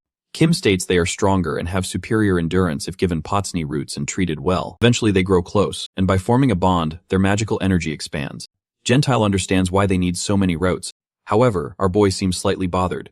No matter how much he looks, they seem simple to him. After observing more closely, Childu sees a black and white horse with horns, the king of the plains, the iron-striped horse. It quickly catches his attention. Jinti comments that it is larger than the other. Jinte comments that it is larger than the others, but Kim explains that it is a problematic, untamable monster. This untamable beast only excites our hero even more. Even when Kim insists that the creature is a monster rather than a horse, Hildu ignores him and dashes forward, declaring that nothing is impossible. The horned beast notices his approach. Our protagonist remarks that he will enjoy this fight, and demands the monster become his pet. Horse squeals in defiance, clearly disliking him. Childu wonders if the creature simply has a personal problem with him. Since a peaceful solution seems unlikely, he lunges at the monster with a powerful strike and sees himself on its back, though the horse tries desperately to buck him off. Recognizing its strength, our hero lands a decisive blow on the monster's head. With a submissive look, the beast finally understands the message. Fieldu repeats his demand, warning that it must become his pet or face the consequences. The horse begins to tear up. A system window appears, offering to register the iron-striped horse as a pet for the cost of 15-20 coins. Later, Jinte is seen happily stroking his own tamed horse, which seems to enjoy the affection. Shildu appears and asks. Later, Jintai is seen happily stroking his own tamed horse, which seems to enjoy the affection. Childu appears and asks if that is the beast Gentai tamed. Gentai nods, revealing his only cost 270 coins. Our boy finds this incredibly cheap since his own cost over 1,000. Jinti explains it is because Childu tamed a high-level beast, then asks what he plans to name it. Our protagonist already has a name in mind. A system window confirms the name Sonata for the rank B iron-striped horse, which possesses running and headbutting skills. Furthermore, the creature will not disappear if the owner falls and is even capable of revival, then suggests that Gente name his horse Abhant. The group rides together through the desert landscape. Kim comments on the taming process, noting that perhaps other types of beasts can be tamed as well. He turns to Childu and remarks that since he managed to tame such a creature, he seems to be full of surprises. Our hero thanks him for revealing the pet pouch trick. With the task, Kim decides to leave the group as his goal lies beyond the border. Childu wonders if the dark spots on the map are locked off. Kim nods, suggesting that if this place functions like a game, there must be a way to unlock them. When Childu asks if he has a plan, Kim reveals his. Kim reveals his intent to take down the area bosses. Hearing this, our boy mentions he already eliminated one during his Nova exam. This raises questions about the safety of sharing such information. Shildu asks if it is wise to share these details since they could become the first to conquer the zones. Kim laughs, stating he does not care about such things. He only wants to keep their homeland safe. Our protagonist finds Kim's beliefs incredibly strong and notes that people like him are rare. Kim prepares to head out, but Shildu stops him to offer him a spot in his squad. After a brief pause, Kim shakes his head and explains he has people depending on him. Shildu respects the decision and tells Kim he is always welcome if he changes his mind. Deep down, he expected that answer, but accepts he cannot change it. The raiders leave the area to begin their journey, and our hero orders his own squad to head back to Neo Seoul. Later, Childo and Jintai report back to the general. The general demands an explanation as to why they are refusing the raiders' attack mission. Sheldon explains that Kim is an innocent man, and he refuses to eliminate him by acting like an assassin. The general remarks that our protagonist cannot make such decisions. on his own. But they all do insist that they can. He compares Kim to a newborn baby to illustrate his innocence. He asks the general if he would follow in order to take down an infant. The general becomes confused. So, although our hero explains further that Kim is a pure adventurer, rather than a villain, he claims Kim is no different than a child in terms of innocence and asserts that he knows the man better than anyone. The old man eventually agrees, admitting that Kim is a nice guy. In fact, the general had been hesitating and postponing pressure from top management to eliminate him. Our protagonist points out that the general is finally being honest. The general admits to being a coward and suggests he tried to alleviate his own guilt by assigning the task to Childu. He understands the reluctance because Kim is a decent person. Our boy mentions he tried to recruit Kim, but the man refused. General Park describes Kim as someone worth having, but notes his strong rebellious attitude as something no ordinary leader could handle. Koldu reflects that he still has a long way to go. The general asks if they are hungry, and Children Do notes it is nearly time to eat. He asks if soup will be served, but the general knows a simple soup will not satisfy him. He announces a proper meal has been prepared. Jinte gets excited as the general explains they deserve a real feast. He then offers them a drink, but Jinte points out they are still underage. General Park counters that the new year has begun on Earth, making them adults, and insists they should have their first drink. However, our hero declines, wishing to have his first drink with his grandfather back on Earth, though he remains eager for the food. And next day, Childu and Jinti head out alone, leaving their squad behind. Jinte is worried about this arrangement, but our protagonist is carefree, noting he can simply punish anyone who tries to escape later. Still, Jinte believes they need someone to keep the troops in line and train them. They are soon spotted by General Park. General examines their horses and learns their names are Sonata and Abhant. He dislikes the names and suggests Grand instead, but both boys find the idea terrible. Drop. Stopping the jokes, the general reveals he is also returning to Earth. He is not going back for family, but because he has been summoned due to Earth being in trouble. He was stuck in Nova because the portals only open every 5 days. Childu asks about. He was stuck in Nova because the portals only open every 5 days. Childu asks about the nature of the trouble. Although he is not supposed to reveal anything, the general explains that Korea is in a state of chaos. ACO has occurred in North Korea, led by Goryeo General Seoke-e Lee, who claims to be from Nova. As a result, the entire public now knows that Nova exists. Colonel Morin appears worried while Warrant Officer Jun Won-oh remains calm. He remarks that the coup in North Korea means the existence of planet Nova will be revealed to the entire world. Expecting a massive influx of people, Oh asks to be sent back to Neo Seoul, but the colonel is not pleased. She has already stationed him on Earth to round up draft-dodging novice, and cannot risk their base in his absence. Furthermore, she is concerned about Director Park, whose recent suspicious behavior makes her fear a potential coup in South Korea as well. Ah questions her suspicions regarding Director Park and highlights the man's contributions to Neo Seoul. He adds that Childo has also proven his worth through his actions. The colonel wonders why Oh trusts Childo so implicitly, sensing he has a special reason for taking his side.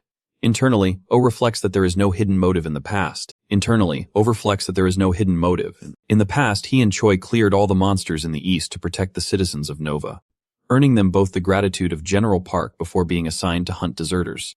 Was a man who sought strength to create a free world. He constantly tested himself because he loved Nova. Back in the present, the colonel ends the discussion by refusing to send him back, insisting they focus on national security. Knowing he belongs to Nova rather than the military, Oh immediately places his resignation letter on the table. Morin is stunned that he would leave at such a critical time. States that while national power must be solidified, he believes that power depends on how well a country utilizes Nova. He claims to know the right man who holds the key to it all. Meanwhile, Childu arrives on Earth in a car driven by the former thug lady. Our protagonist points out that she should not call him Big Brother since she is older than him.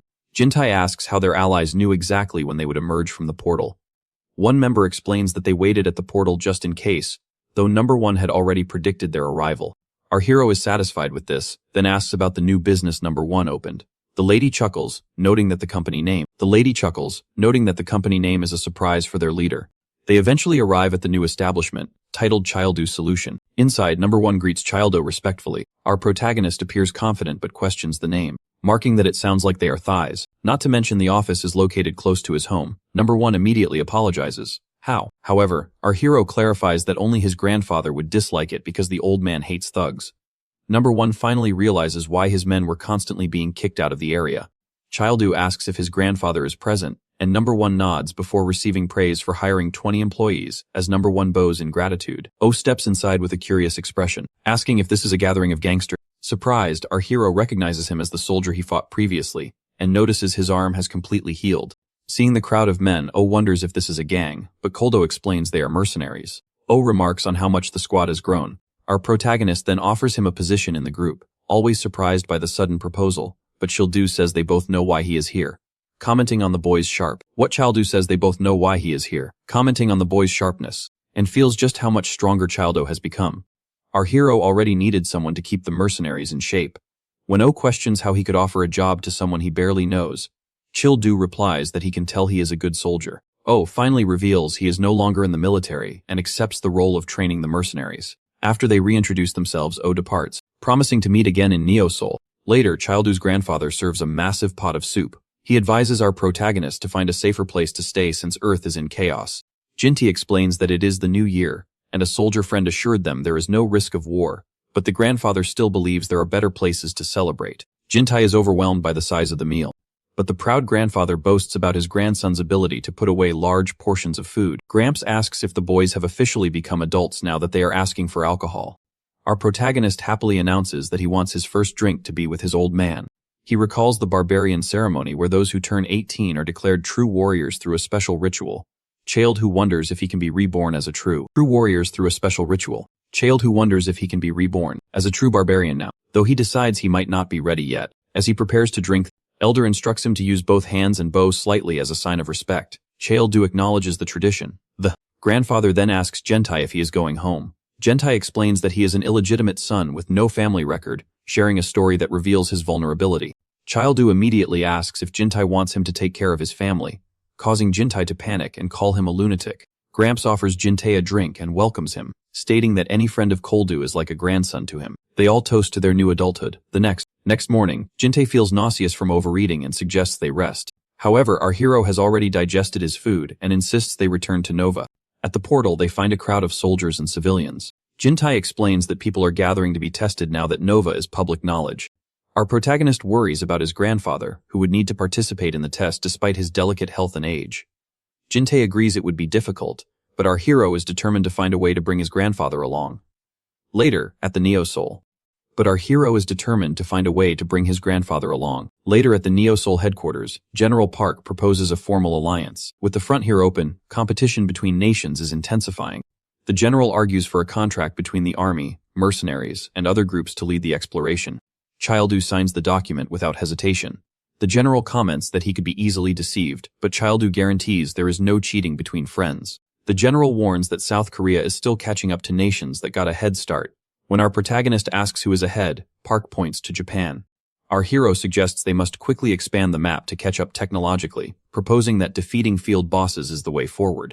The general is surprised and asks if he is referring to the Cyclops. Chuldu is excited to find the military already knows its location. The general reveals that military intelligence, led by Captain Choi and Sergeant Yang Su-su, has already pinpointed the enemy. Our hero is fired up for the mission, and the general confirms that the stage is prepared for action. After receiving the proposal to attack with full force, Childu is determined to take the Cyclops' head in a single clean strike. June 10 is in. June 10 is introduced as the new sub-leader of the operations unit, and receives a warm welcome from the soldiers. While some appear relieved by his arrival, others are curious about the man who will be leading them. Jun Hwan-oh greets the troops and formally introduces himself. Our hero then gives Jin-tae an order to remain in charge of housekeeping as usual, explaining that they are now operating under a dual sub-leader system. When Jun Hwan-oh asks Kyoldu about the specific planning of unit operations, our protagonist demonstrates a classic bout of laziness and a total lack of initiative. The newly appointed sub-leader is surprised, questioning the reason for this choice, and appearing somewhat insecure about his own capabilities. However, our hero advises Junhua to make his own decisions, showing that he trusts the new sub-leader's instincts implicitly.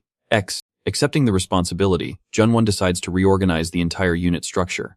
Despite his relaxed appearance, he clearly has a plan. With a mischievous smile, he initiates the changes, claiming the upcoming journey will range from subduing fields to the abyss training. Seeing his attitude, the soldiers begin to fear that things are about to get much worse.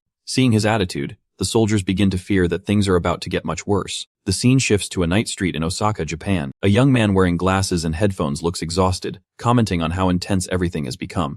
Suddenly a woman bumps into him pleading for help, which only annoys him. Soon notices a crowd of people running in the opposite direction, screaming in terror. Another man runs past desperately warning him to escape. Suddenly, terrifying goblins with glowing red eyes invade the streets, triggering a wave of panic. The young man observes the frightening scene in shock. A blue system screen appears with a message. Doomsday exam. The mission is to clear the area, collect goblin coins and escape to Nova. 5 days later at Neo Seoul headquarters, the general and his assistant discuss the opening of the portals and the goblin outbreak in Japan. The Japanese government has declared a state of emergency in Osaka, yet they are keeping the details concealed. Park feels frustrated, pointing out that Japan is viewing this disaster as an opportunity. Notes that since the arrival of the apocalypse, countries have been competing to colonize Nova, and Japan likely sees this as a way to train new Nova. The assistant predicts that the population in Nova, and Japan likely sees this as a way to train new novice. The assistant predicts that the population in Nova will increase, and Park realizes Japan is planning to gain the upper hand in colonization. However, he remains concerned about how they managed to open the portal. He then asks for a status update on our hero. The assistant reports that Captain Choi and Sergeant Kai left yesterday and should reach their destination tonight. Meanwhile, the mercenaries are marching with firm, synchronized steps. Junwon strictly orders them to stay in line, causing one embarrassed soldier to apologize. Another soldier murmurs that Captain John Hwan-oh is far smarter than their leader. While Chael-do just beats them, the captain uses mental torture, which feels much worse. Choi comments on how the mercenary corps has stricter discipline than the army and addresses Jun Wan as Officer Oh Jun Wan, makes it clear that he is retired, and insists on being called by his name. Choi asks why he returned to the field after promising never to come back to Neo Seoul. Junwon remarks that while he thought wearing civilian clothes to beat up deserters would be fun, the novelty wore off. When Choi asks if he joined the mercenaries because he was tired of General Park's theatrics, Junwon admits that was part of the reason. Choi notes that our protagonist seems to have motivated him. Soldiers yell at one another to walk straight to avoid being scolded by the subleader.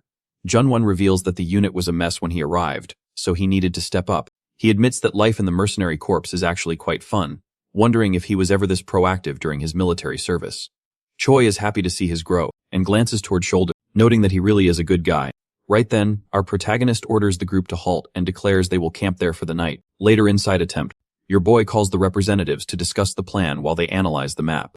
The Oldu points out that they will reach the target before dawn. Captain Choi briefs them that hunting an area boss is similar to a dungeon game. The target forest is divided into central and external parts, protected by ogres and gnolls. The Oldu suggest a direct charge, but the captain shakes his head, revealing there are over 100 gnolls. Furthermore, a countdown begins the moment they step into the forest. Roy explains that the mission requires victory within a specific time limit, or the explorers will be teleported out, just like a game. Our hero focuses on a quick strategy, and remains super excited to hunt the Cyclops. At dawn, the squad reaches the location as the system announces the event, and starts a 30-minute countdown. Jinte leads the main unit in an ambush on the left side of the forest, using the difficult terrain to their advantage. The combat is intense, and the soldiers soon meet the relentless gnolls. According to the plan, the main group retreats, and Sergeant Young Su's team takes over to tackle the gnolls with arrows. Once the gnolls are distracted, third group moves toward the central forest where the ogres wait. Giant ogres appear. Choi and Junwan prepare for the confrontation. With Choi admitting it is his first time facing such beasts, Junwan bets on who can take down the most ogres, and the two face the monsters fiercely. Meanwhile, our boy rushes through the gorge on Sonata.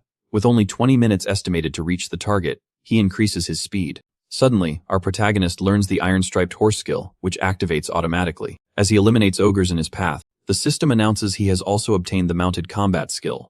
Chael-do hurries, reaching the center of the forest with only 2 minutes and 3.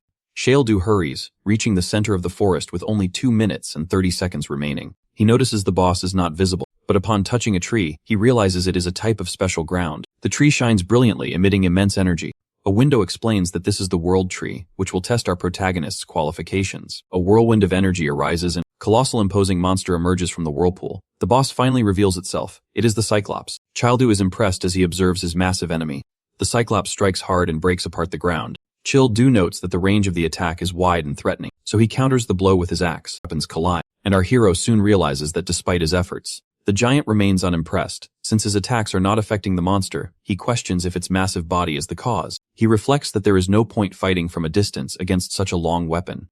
Determined, our protagonist decides to close the distance and aim for its legs. He launches a powerful attack and hits the enemy squarely, yet it remains intact. He observes that he only left a small scratch on the rocky surface of its leg. Our boy realizes it is not that the creature has tough ogre skin, but rather it is simply too huge to take proper damage. Recognizing the difficulty of the battle, he changes his strategy to utilize endless axe swings. Childu starts landing consistent blows. The giant stays still, while our hero remarks that hitting someone up close is impossible with such a long weapon. Soon the giant roars and prepares to smash him with its foot. Fortunately, Childu dodges the attack and lands another powerful blow, causing the giant to roar in pain. He smiles and boasts about his axe skills. Even while roaring, the Cyclops moves its eye to aim at our protagonist and unleashes a powerful beam. He is barely able to dodge the attack as he jumps back to save himself. Our hero coughs from exhaustion, now viewing the giant as a beast that was hiding its true power. A digital screen appears displaying a timeout timer, informing him that only 5 minutes remain. This is alarming for Childu. Choi and Junwan reach the battlefield after hearing the explosions. Suddenly the giant unleashes another attack and the soldiers are shocked by the creature's strength.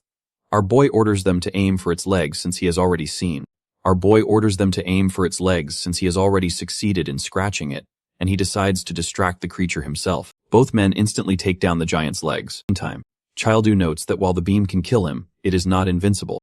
Our protagonist notices a pattern where shots take place at regular intervals.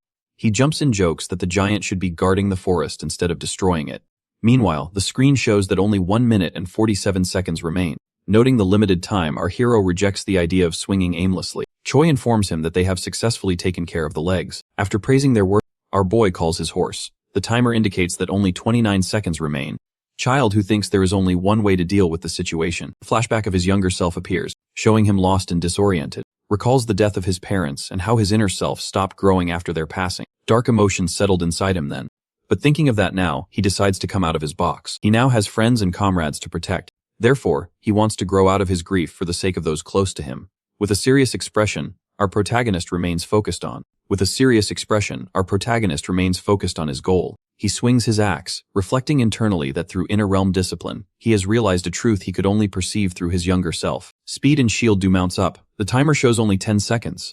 In that final window, our hero jumps from his horse and focuses every bit of his power on one spot. In the last 2 seconds, he uses Ogre's power and lands an intense blow. Last, the Cyclops is destroyed. The system announces the victory, and the Tree of Protection evolves into the Tree of Guardianship. Jintei appears and celebrates the success. Area C-442 now belongs to Earth and is open for new settlers as the protected mist has been lifted. Cheldo praises everyone for their hard work. They now know that taking down area bosses breaks the boundaries. Furthermore, he has obtained the giant's weapon, the Cyclops' halberd. A new mission is presented. Nova's world is vast and new areas must be explored. Our protagonist is surprised by the task. Another goal appears on the screen with an objective to tame a mount, offering a reward so new recruits can ride horses. Childu feels a bit regretful that everyone can now learn. This skill.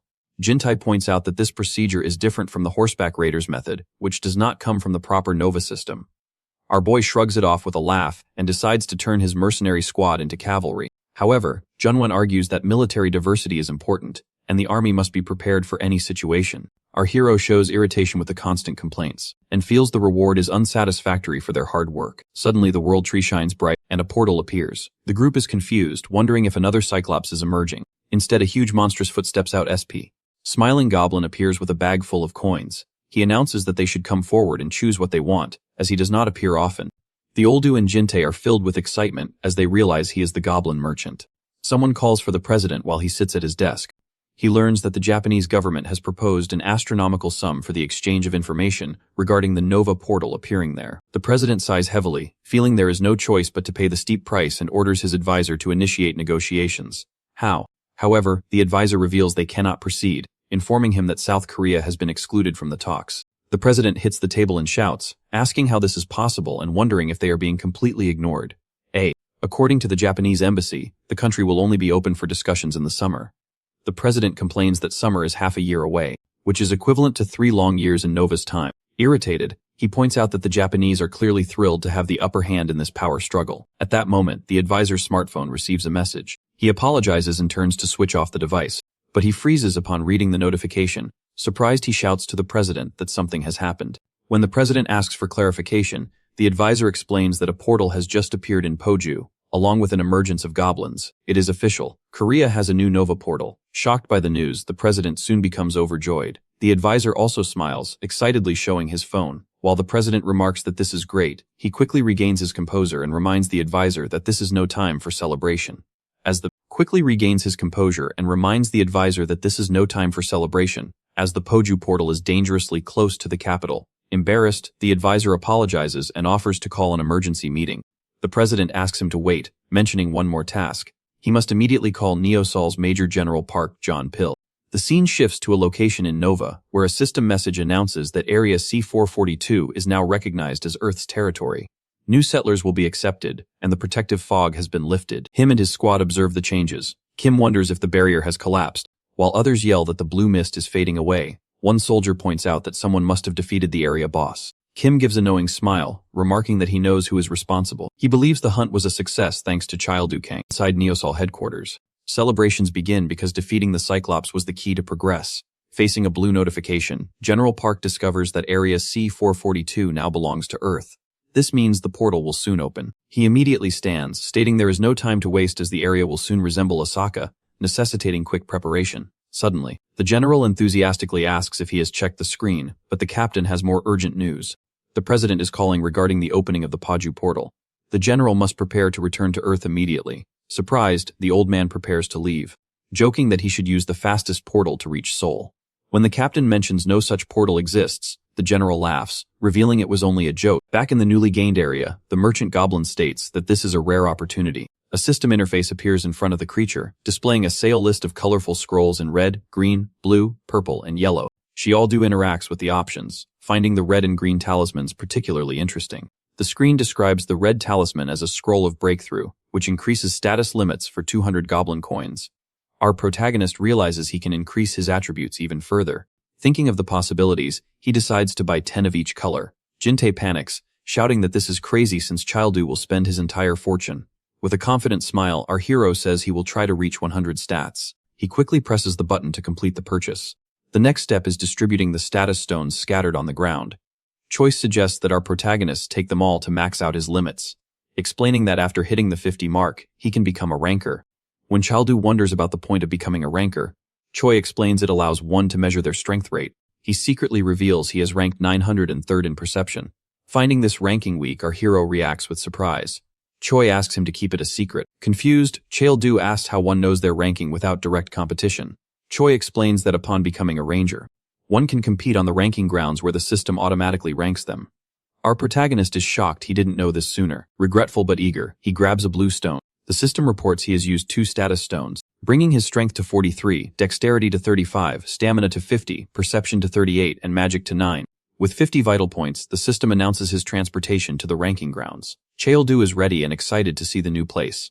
Arriving at a vast white, Kioldu is ready and excited to see the new place. Arriving at a vast white expanse, he looks around and wonders if this is truly the ranking grounds. A notification appears for a stamina test, asking him to run at full speed. Our boy finds the instruction strange, but notices the ground forming as he advances. As he runs, the system measures his speed at 3.4 km. Carrying out the task, our protagonist thinks this is simpler than expected. He exerts himself and begins to sprint. Believing that simplicity is his greatest strength, he is determined to run until his lungs explode. The scene changes to the Japanese Prime Minister's office. A subordinate enthusiastically reports that Sato's special forces have decided to defeat the next area boss. The Prime Minister celebrates and orders the intelligence rate to be increased 5-fold to consolidate Japanese leadership in Nova. Suddenly, someone runs in reporting a major problem. The Prime Minister questions the interruption, but the man points to a screen showing the news. A portal has opened in Korea, leaving the Japanese leader dumbfounded. The broadcast shows a Korean news brief intending to share information as a moral obligation for global cooperation. This move undermines Japanese plans. The Prime Minister trembles in anger, yelling that Korea has even revealed information about the portal's opening. He questions how they managed to defeat the area boss, while his advisor wonders if they trained a secret weapon. The Prime Minister furiously orders the advisor to identify this person immediately. In the meantime, General Park declares that the Republic of Korea has officially started the era of dimensional exploration. Later, the Korean president claps and congratulates Director Park, praising him for a remarkable achievement. The president mentions plans to establish a Nova army and asks Park to oversee its formation at army headquarters. Park humbly declines, stating he is happy in his current position. The president smiles, considering him a modest man, but suggests that since Neosol has an established system, someone else can take over while Park is needed for a larger role. Park asks to be sent to Changju to transform it into the hub of Korea's portal network.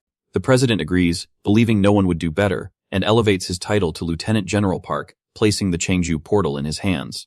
Back in Nova, a system window appears showing that the measurement is complete, placing the Changju portal in his hands. Back in Nova, a system window appears showing that the measurement is complete with 2512 points. The system announces that Childu has earned first place. Our hero laughs comfort, independently, and receives 25 points to use in the ranker store. Jin-tae runs to him to ask how it went. Childu naturally responds that he arrived first, leaving the other surprised. Choi finds the news incredible and asks if he earned many points. Our protagonist proudly confirms he received 25 points. Choi is in despair as he calculates the scale of the achievement, while Junwon asks if he has bought anything with the points. Koldu shakes his head, revealing he only expanded his inventory for now. He asks if anyone has become a ranker across all stats yet. Junwon replies that he doesn't know, as people usually prioritize specific attributes for the rating store. Hearing this, our hero becomes excited and decides to aim for that goal, hoping for a first-time reward. Gentai asks if the group plans to hunt further before returning. Do replies that they still have plenty of supplies, and it would be a shame to leave now. The goal is to tame a mount and earn the specific inventory reward. He orders Junwan to take the mercenary group to look for horses, while he stays with Sanada. Noting that the border has collapsed, our protagonist decides to see what lies ahead. A few days pass near a portal as people gather to say goodbye to General Park. Park laments his departure, feeling the weight of leaving his post. He asks Captain On if the transfer was completed correctly, and the captain confirms that Lieutenant Colonel Gunsu Kim will handle the transition. The general complains that the colonel has barely left his home and likely knows nothing of the local landscape. Turning to the lieutenant colonel, Park asks him to take good care of the new commander upon his arrival.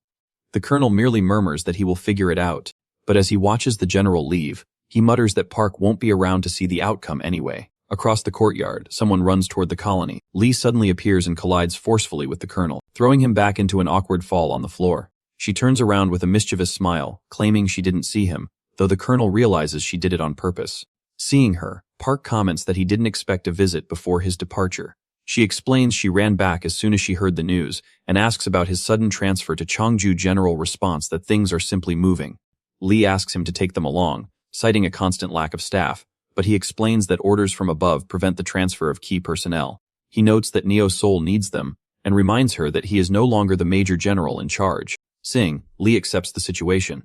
She asks what kind of person the new commander of Neo Soul will be. Just as a figure emerges from the portal, newcomer comments that Neo Soul looks like a shabby place. Everyone watches in shock, as the man appears wearing nothing but his underwear. This man is the new commander, General Wenjin Lim. The scene changes to Childu and Junt entering a Neo Soul area on horseback. This system notifies them that they have left the existing area C-442. As they arrive in a region covered in snow, the system announces their entry into area W315. Our hero wonders if this is the third area of exploration, and notes the drastic change in seasons. Childu complains about the biting cold while Gentai trembles beside him. Your journey has been grueling. Initially they traveled through dry lands that made their skin peel, followed by a humid region of non-stop rain. Each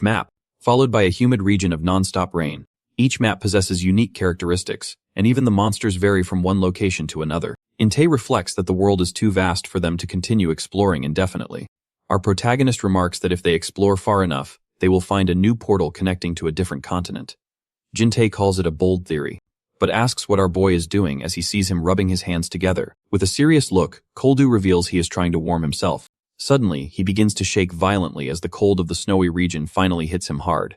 Jintai laughs, noting that even ogre skin seems useless against this chill.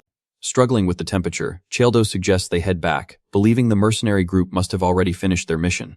Jinshir agrees, noting they need to be better prepared next time. As they retreat, our protagonist decides to ask General Park to prepare winter supplies for the next expedition. The scene shifts back to Nyosol, where workers move heavy materials. They discuss the high cost of the items and the need to handle them with care. Lee reflects that barely 10 days have passed, yet the place has already changed. Many workers rush to move materials. Lee reflects that barely 10 days have passed, yet the place has already changed. Many workers rush to move materials to the back because a golf course is being built.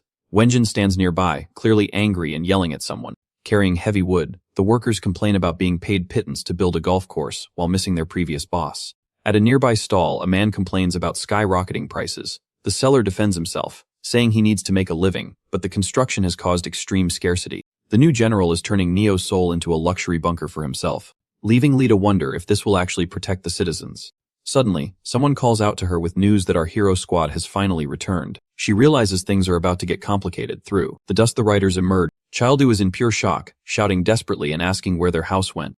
He demands to know who had the audacity to demolish his home and calls for Jumpel to appear immediately. Lee informs him that Lieutenant General Park John Pill has been sent elsewhere. The sergeant and Captain Troy are stunned, asking who is now in charge. Lee reveals that General Wongan Lim is the new commander, and that he is waiting for them. Gritting his teeth, Childu grows furious because they messed with his property. Our hero. His teeth, Childu grows furious because they messed with his property. Our hero calls his mercenaries together and orders everyone to march straight to the central government office. Counted on their horses, the mercenaries advance, shouting that they will get their home back. At the headquarters, the general asks Kim if preparations are finished to face Childu. The colonel confirms that they have gathered more than 600 men, including armed soldiers and civil defense members. The general remarks that our boy is the core of Neo Soul's success, so he believes they should force him to join them. His subordinate confirms everything is ready. The old man claims it doesn't matter how strong the target is. Our protagonist is just a 20-year-old boy who needs to be taught a lesson. Suddenly everything starts to shake. The general wonders if it is an earthquake, but Kim realizes the tremor is caused by the Ironhead mercenaries. Our hero quickly arrives at the headquarters. Standing in front, the general smirks and comments that the return was noisier than expected. Xiaodu angrily asks if he was the one who destroyed the house. Outraged by the tone, the colonel shouts at the boy to speak to the general with respect. Ignoring him entirely, our protagonist grabs the colonel's mouth and demands an answer. He repeats. Ignoring him entirely, our protagonist grabs the colonel's mouth and demands an answer.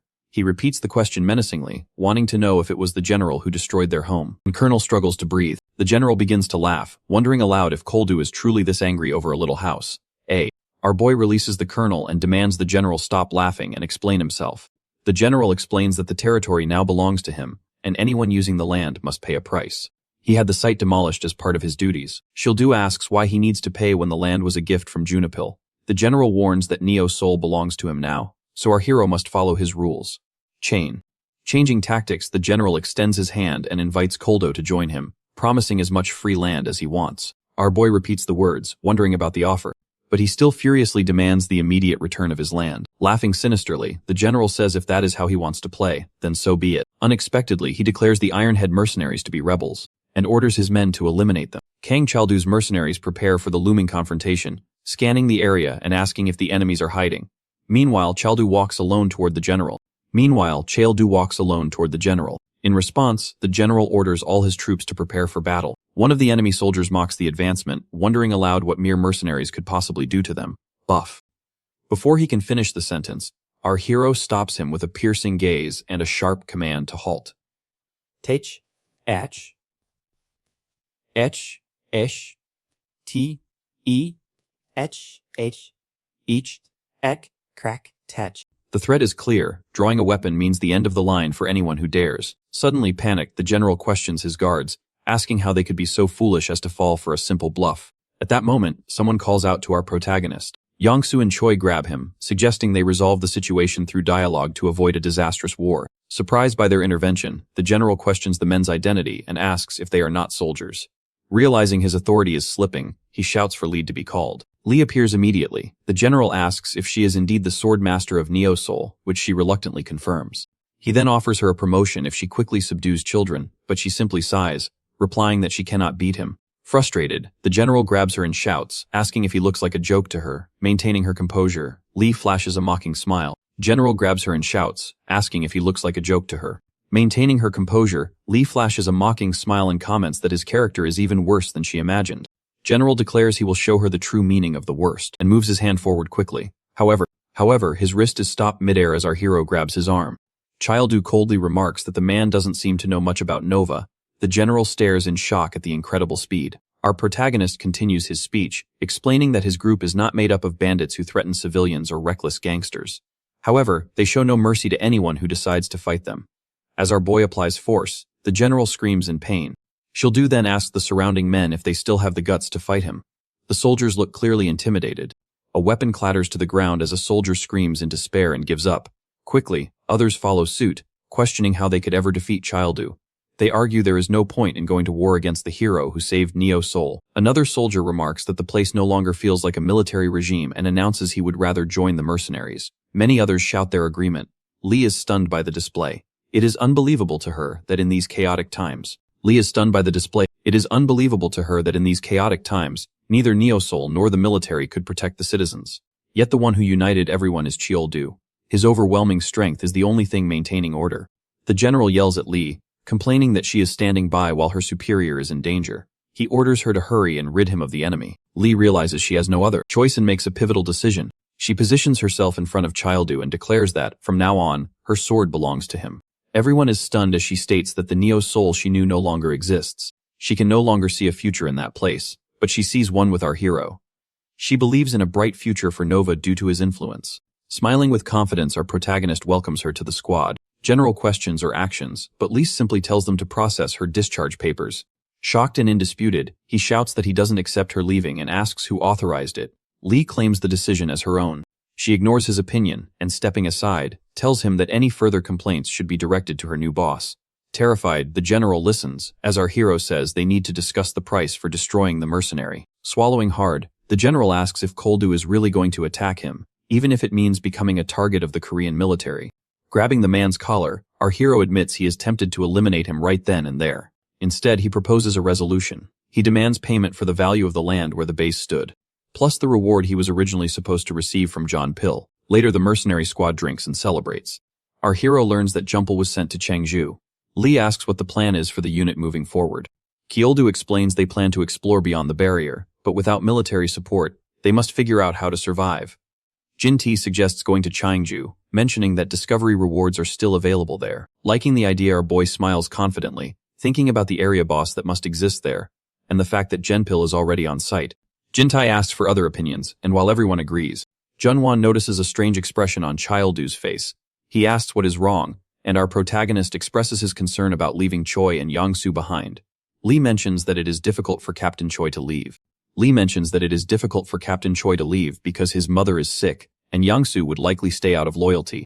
They all do as confused until she explains that Choi depends on the military system for the hospital facilities and salary needed for his mother's care, things not available in the wilds of Nova. After thinking for a moment, our hero hits upon a great idea, as Choi leaves his room and tells Yangsu that the higher-ups refused his transfer to Cheongju. Our boy appears and calls out to them both. Choi asks why he is there, and with a confident smile, Choldu states he has come to take them both with him. Later, while sitting on a bench, Choi tells Yangsu to go with the mercenaries but insists he cannot join. Childo asks Choi if he would come if his family's safety were guaranteed. When Choi asks for clarification, our hero explains he has a company on Earth called Shuldu Services that supports the families of those in Nova. Choi suspiciously asks if it's a gang, but an embarrassed Shield explains it is a legitimate business that protects his squad's families. Impressed by how well our protagonist solves problems, the two men agree to join. With that, our hero prepares to take his whole squad to Changjanova,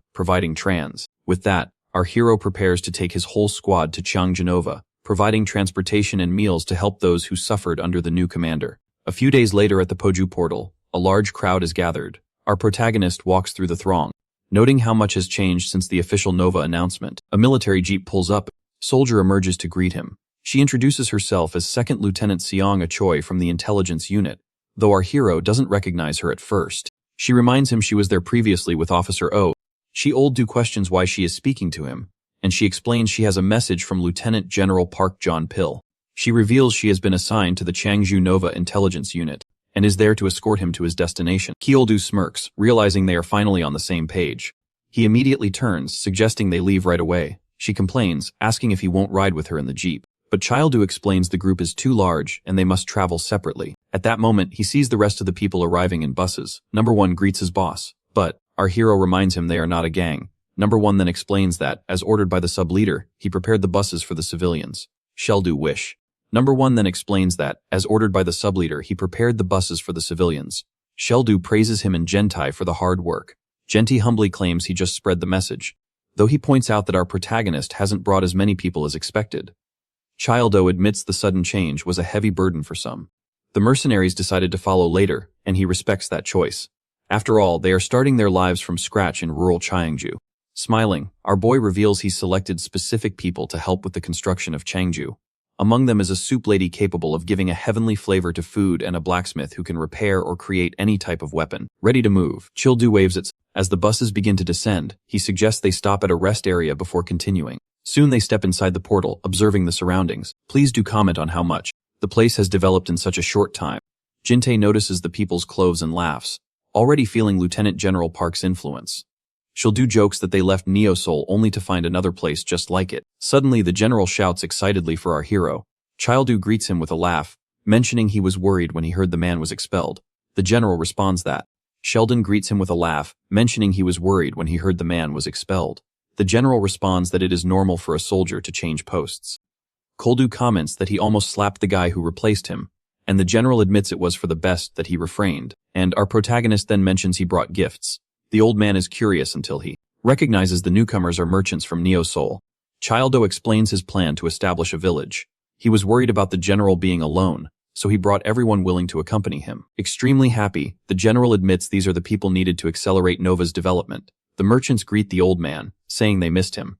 The general thanks Childo for his help, and our hero proudly says that is what friends are for, telling the general to consider it thanks for lending him his men.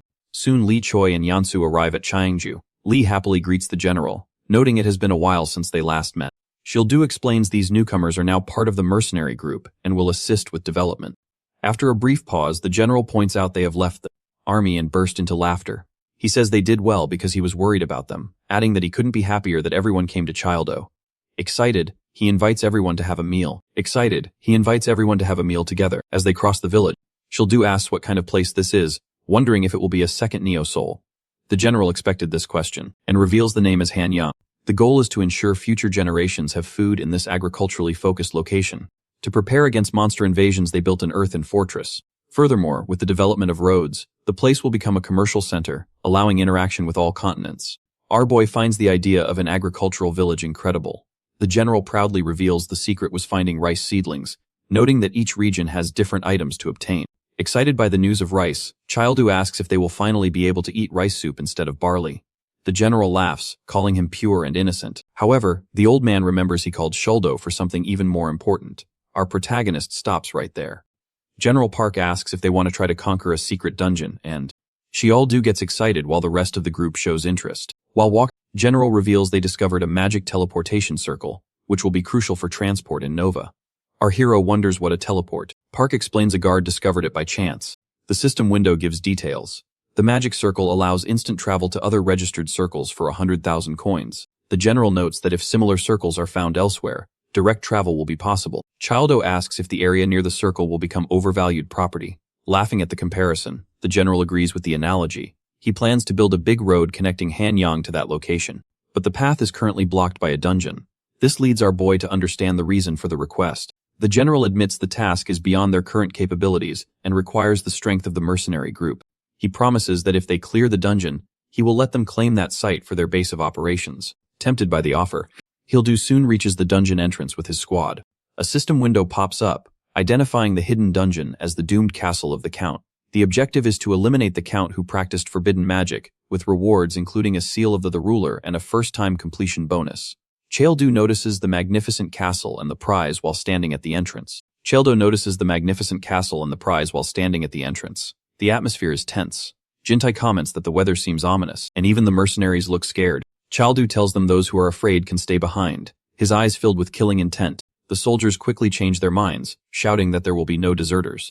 Our hero comments that his axe will not be stained with the blood of cowards, then orders everyone to arm themselves, shut up, and move out. The soldiers advance on their horses. Suddenly a giant glowing arrow hits the ground, stopping one of the horses. More arrows fall from the sky, trapping the animals and preventing movement. Shildu perceives the situation quickly. These are long-range attacks from high ground, making a simple advance difficult. The attackers are skeleton archers. Seeing this, our protagonist jumps off his horse and orders the scattered army to regroup and wait it out.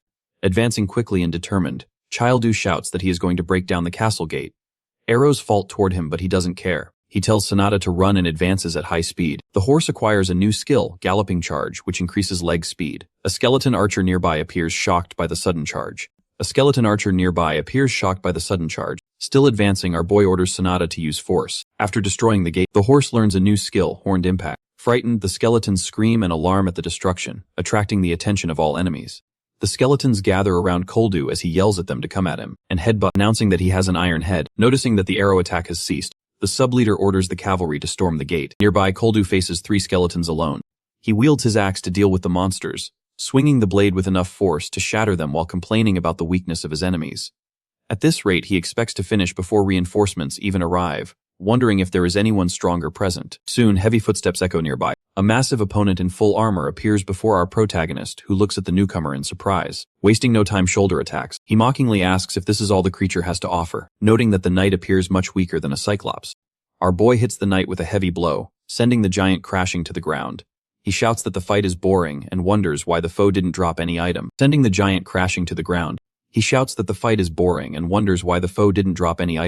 Suddenly his squad arrives and asks if he is okay. Our hero says he is fine, though he grumbles that his men only show up once he has finished cleaning the area. He begins giving orders, telling some to stay behind while others advance, warning them to be careful of enemies inside. Jintai suddenly screams a warning, but it is too late. An attack hits Childu squarely from behind, shot. Talkingly, the fallen knight, Dullahan the guardian of the manor, is still alive. Jinte and the mercenaries shout out our protagonist's name as a huge cut opens across his back. He cannot believe he let his guard down, having assumed the monster was dead. As the giant moves in for another strike, makes her entry and lands a powerful blow. After striking from multiple directions, she knocks the knight down once more and rushes to Childu's side. Our hero points out that the creature is not dead, noting that the enemy survived the previous onslaught. In the meantime, skeletal creatures begin to emerge again while Dullahan reconstitutes its body. Lee wonders how they can move if they are already dead.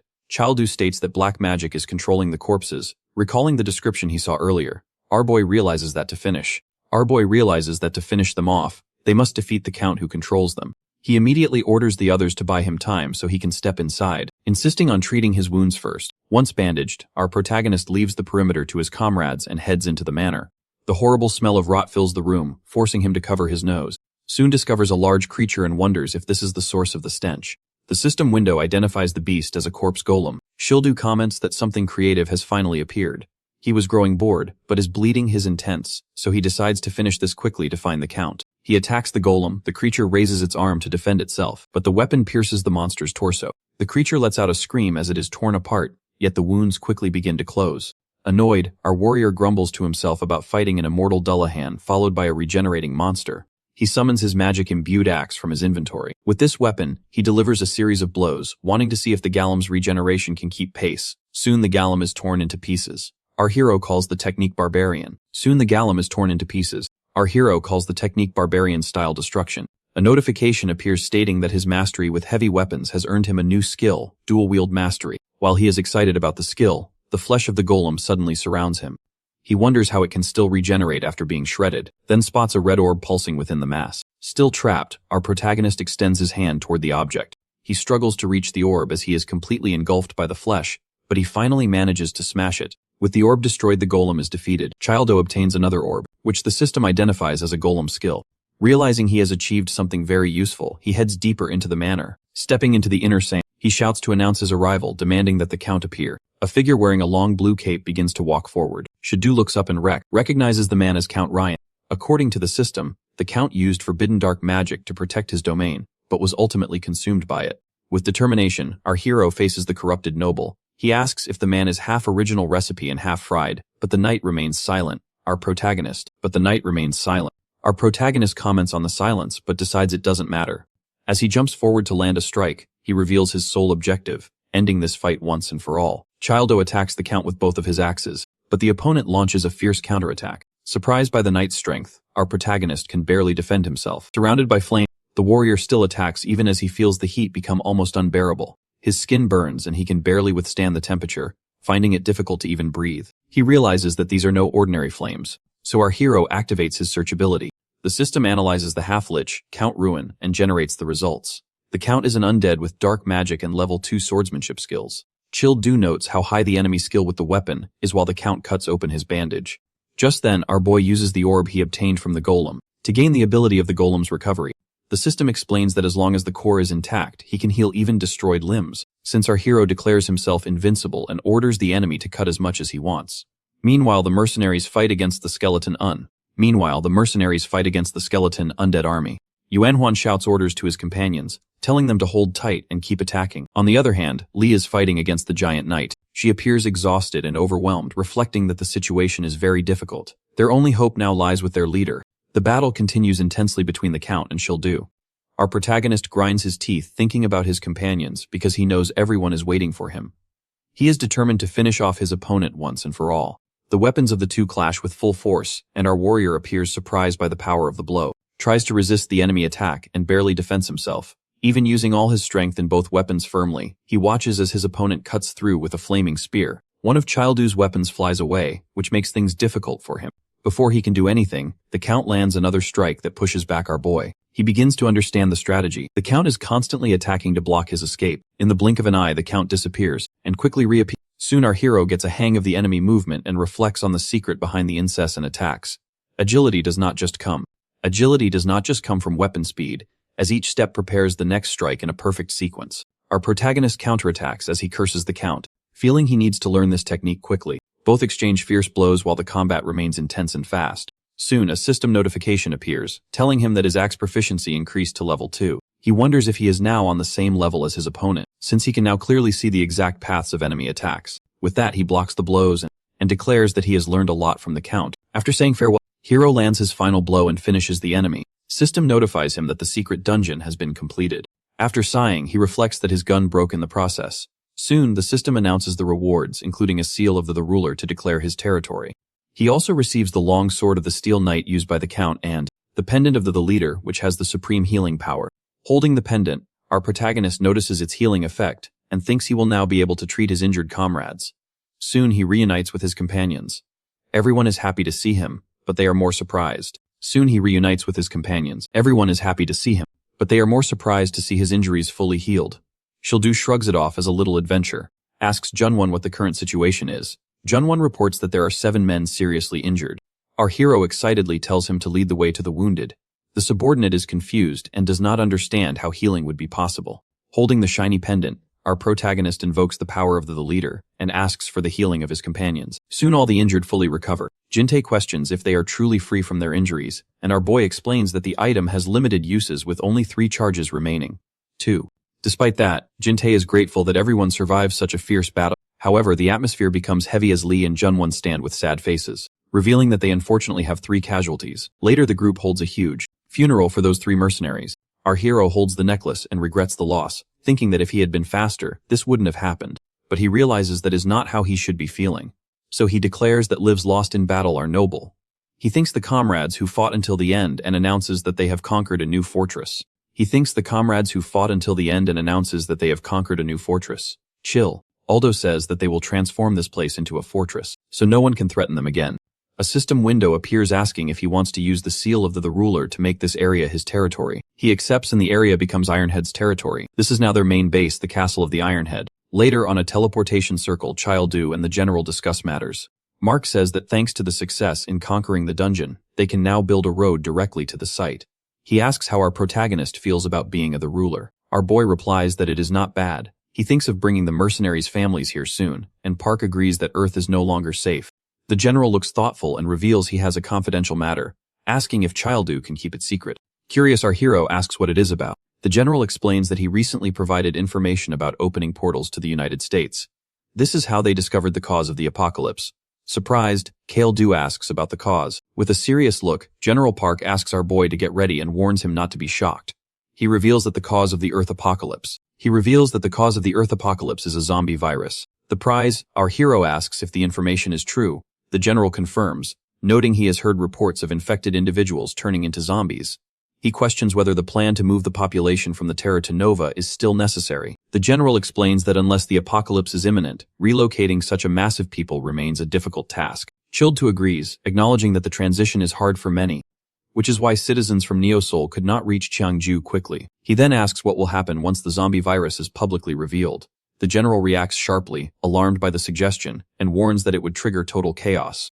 He further cautions about the current lack of territory and food supplies in Nova. Our protagonist understands the necessity of preparation before accepting more refugees.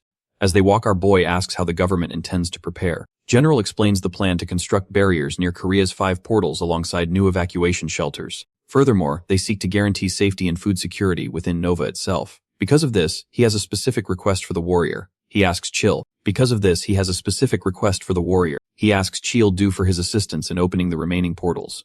Our hero asks if the request entails defeating the field bosses in each Nova sector. Mark nods, stating that while others are doing their best, the process is moving too slowly. He believes that with his help, progress would be faster than expected. Unexpectedly, Childu refuses. Surprised, Park questions the rejection.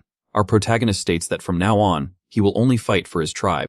A disappointed Park reveals he thought they shared the same vision for the world. The warrior apologizes, explaining that he does not fight for humanity as a whole. He considers it a luxury to fight for others, when he cannot even protect his own family. Meanwhile on Earth, occasional casualties occur as goblins begin appearing outside the portals. In the street, Childu's grandfather walks along while the government broadcasts warnings for people to stay indoors. Sing, the old man comments that things are going to get heated. He notices that our boy hasn't sent any messages lately and wonders if he is eating well. Sudden, only a goblin drops from the sky and advances on him. Frightened, the elder falls to the ground and desperately tries to escape. From the sky and advances on him. Frightened, the elder falls to the ground and desperately tries to escape. Suddenly, someone appears from behind and lands a heavy blow on the creature. Shortly after, a pair of siblings appear. They are workers for Kioldu on Earth. The girl asks if the old man is okay and extends her hand to help. However, he tells her to take her hands off him. Ignoring her help, he gets up by himself. The other boy presents a goblin coin, wanting the grandfather to use it to become a novice. The old man grumbles that he has no need for it and tells the young people to keep it for themselves.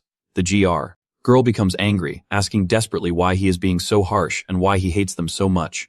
The grandfather responds that he is afraid Childu will be corrupted by bandits like them, claiming he needs no help from gangsters. The lady is visibly upset by his words. Just then, our hero appears behind them and tells the siblings not to lower their heads as they have done nothing wrong. Childu then calls out to the old man.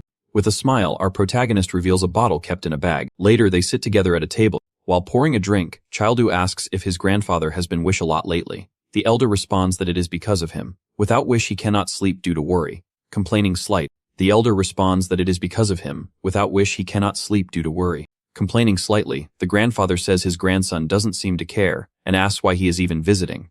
They toast while our boy wonders if the old man is upset, suggesting they stay together if the worry is too great. He insists that his grandfather go to Nova with him, secretly thinking that Earth will soon become dangerous because of the virus. He mentions that if it weren't for those siblings, things would be difficult for them. The grandfather cuts the speech short, asking him not to mention those gangsters. Our hero asks why he harbors such hatred. The elder states he simply cannot trust their kind. In a memory, a younger version of the grandfather appears, revealing a shameful past. He was once a successful gangster himself, a favorite of the boss who eventually became the president of a construction company. However, when problems arose, his comrades shifted all the blame onto him. Upon being arrested, he realized he was merely a scapegoat. He spent his youth in prison, and by the time he left, he had nothing. Just as he was about to give up, he found Choldu as a child. Our protagonist jokes that he saved his grandfather's life. The old man complains that he is ungrateful and rarely shows up when Kioldu mentions. With a smile, our boy comments that the men from the past were the truly bad ones. He then asks if his grandfather has ever thought about revenge. The old man dismisses the idea, asking how he would even achieve it. He notes that his former boss used loyal men as stepping stones to create the famous CK Group. The scene shifts to the CK Group headquarters in Dizian. Dungshin Kim, chairman of the CK Group and affiliate of the Gangnung Nova Union, thanks the chairman of the Dugong Group, Dusik Choi. Receiving a glass of wine, Choi praises Kim for his efforts in Nova. Feeling honored, Kim thanks him humbly. Choi then asks the purpose of the meeting. Kim mentions that they have few trained men and wants to offer his services. Choi asks why, wondering if Kim is offering his entertainment company. Choi comments on the rumors regarding the end of the world, but considers entertainment a good business in Nova. Kim counters that their main business has always been fighting, and they must lead the hunt with a serious focus. Choi agrees and tells Kim to say what he really wants.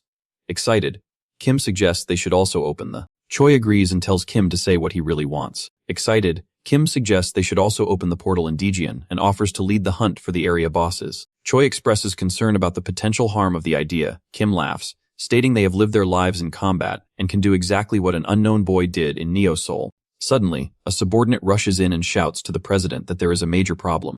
The man informs them that intruders have broken into the building by force and are causing a ruckus.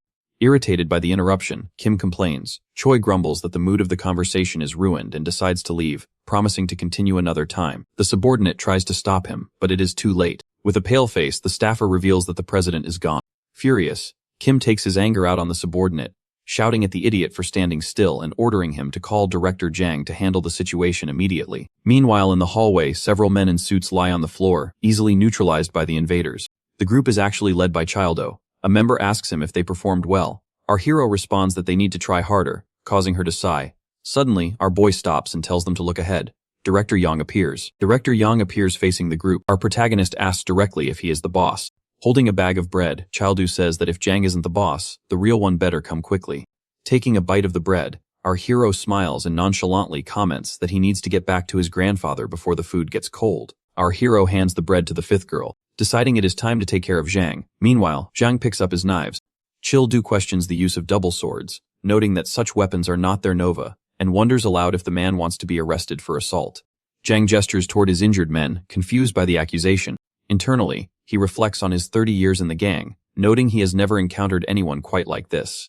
He does not understand why they were attacked, but he decides he cannot let the slight go. Zhang advances, wielding his blades with lethal intent. Finding the display amusing, our protagonist dodges the strikes effortlessly, commenting that he is being very merciful for an inhabitant of Earth. He then lands a heavy blow with his palm, announcing that he at least refrains from killing. The force of the strike sends John flying back at high speed, satisfied. Satisfied with the outcome, our hero considers the situation favorable, deciding to use his hands as blades instead of relying on a sword. With blood in his mouth and searing pain in his chest, John curs Childo. He realizes his ribs are broken and decides to unleash his ultimate skill, Pandemonium technique. This move uses hundreds of distracting sword strikes to mask a primary attack that strikes like the fang of a viper. To his absolute shock, our protagonist shatters the steel blades with his bare hands. Zhang freezes, realizing the blow had no effect. He stares at the hero, wondering what kind of legendary technique could possibly achieve this. Mocking the question, Childo reveals he simply swung his arm. He then lands another powerful blow, tending Zhang tumbling across the ground with a massive impact. The scene shifts to Qingzhou, where Jinti thoughtfully surveys Ironhead Castle. Sketches plans for barracks, a prison, a blacksmith shop, and a general store, envisioning an indoor village. Help. However, he notices the wish hall remains deactivated and wonders how to unlock the restricted buildings. Nearby, Lee stretches and yawns on a piece of furniture. Surprised to see him, she asks what he is doing there. She calls him vice captain before correcting herself, asking if she should refer to him as the chamberlain of the castle instead. A flashback reveals Koldu appointing Jintei as the chamberlain of Ironhead Castle. A system window appears confirming the appointment. Our protagonist explains that Jintei will act as his representative in his absence to develop the inner village. He then places John Huan in charge of the main mercenary unit and training, while appointing Lee as his personal guard. A role he notes is quite dangerous. Finally, he assigns Choi and Yangsu to lead the territory's guerrilla unit. Childo announces that they will transform this location into an impenetrable fortress specifically for Ironheads, ensuring no one can ever invade. Back in the present, Lee recalls that the captain returned to Earth after making those arrangements.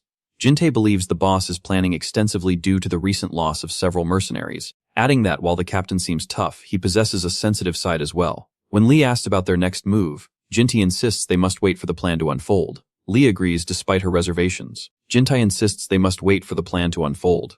Lee agrees despite her reservations, hoping he isn't just off somewhere drinking. The scene shifts back to Earth, where manager Jang is violently thrown to the pavement. Director Kim watches the display with growing annoyance, wondering who could have reduced a man like Jang to such a state. Soon our hero appears and introduces himself as the grandson of Yangchul Kong. Kim watches Koldo with suspicion, reflecting that he only knows one man by that name. He wonders if the old man trained this giant to seek revenge. Suddenly Kim's attitude shifts, laughs loudly with a sinister smile, claiming it is wonderful to meet the grandson of an old friend. Childo finds the word friend strange, as he has heard a very different version of their history.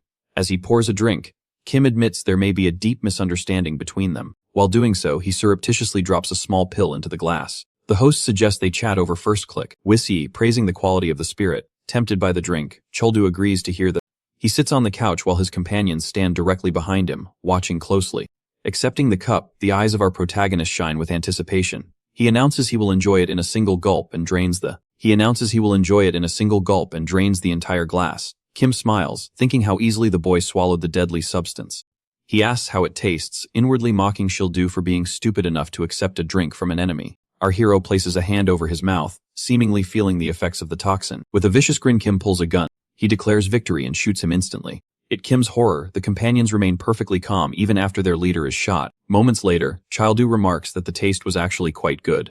He lands a heavy blow on Kim and demands he pour another round.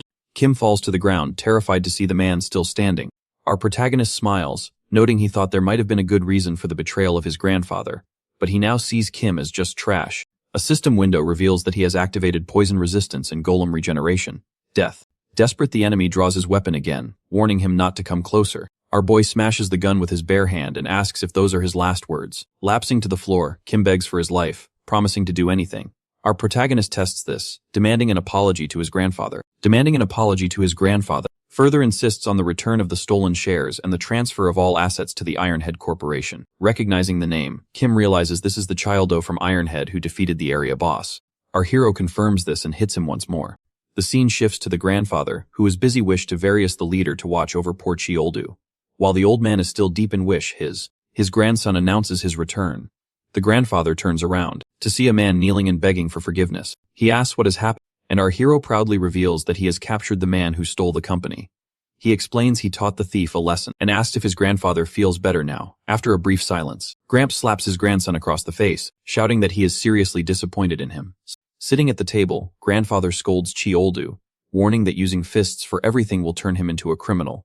He cautions that the boy could end up just like him. Meanwhile, Kim walks away, thinking to himself that it was a close call. On the other hand, Koldu states that he will never forgive anyone who hurts his family, even if he has to kill them.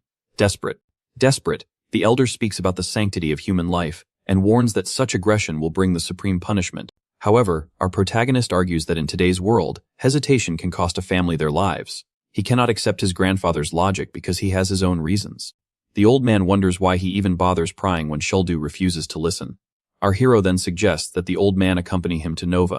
He tries to convince his grandfather by explaining that seeing Nova will change his mind, especially since Earth is becoming so dangerous that mass migration is inevitable. Grandpa ponders these words, wondering what kind of place Nova is, and why our boy is so desperate to take him along. After a moment of reflection, grandfather lets out a long sigh, and finally agrees to go. Childu is surprised by the sudden compliance, but the grandfather imposes a strict condition. He demands a promise. Absolutely no lives should be taken, and he will be watching our hero closely. Changing scenes to Childu's solution, the subordinates congratulate our protagonist for finally convincing the old man. Number 1 asks if he is returning to Nova immediately. Our hero confirms this. Number 1 asks if he is returning to Nova immediately. Our hero confirms this, explaining he needs to secure his grandfather's qualifications. Number 5 offers to help, but Childu refuses, noting that Grandpa is too shy to meet them and is waiting at another location. Turning to Number 1, he asks about the current preparations. The subordinate confirms they are moving the mercenary families to Nova, officially launching the migration business. Our hero praises the good work, while Number 1 thanks him for the brilliant business idea. He further informs Childu that the CK Construction Group has agreed to be incorporated into their company. When asked for the new name, our protagonist reveals they have changed it to IRH Holdings Company, with IRH standing for Ironhead. This official transition makes our hero the CEO of the firm. Later, Childu and his grandfather arrive at the site of the Paju portal. Our boy explains that they need to hunt goblins there to collect coins. The elderly man reacts with fear at the mention of the creatures, and prays to the leader for protection. Our hero questions the concern, noting his own high resistance, but his grandfather reminds him that he is not invincible. Children suggest they stop talking and move quickly. 2 hours later, the grandfather sits exhausted on a rock, complaining of aching bones. Childu looks around, finding it strange that they haven't encountered any goblins yet, and questions if this is truly a spawn area. Suddenly his eyes widen as he spots movement in the distance. Grabbing his grandfather, our protagonist starts running and shouts for them to move. The elder demands to be released, calling him a brat as they dash through the dark forest. Pointing into the woods, Childu shouts that there is a goblin. Terrified, the grandfather wonders how he is supposed to capture such a thing. Hey! Standing over an axe, our hero says it is a gift for his grandfather to use. He jokes that the old man must have used one back in his gangster days, which only sparks anger. Laughing, Childu warns that he will only intervene if things become truly dangerous, as he could finish the beast with one blow. He rushes the old man to try and catch it. At that moment, another young man appears, jumping into the fray with a baseball bat.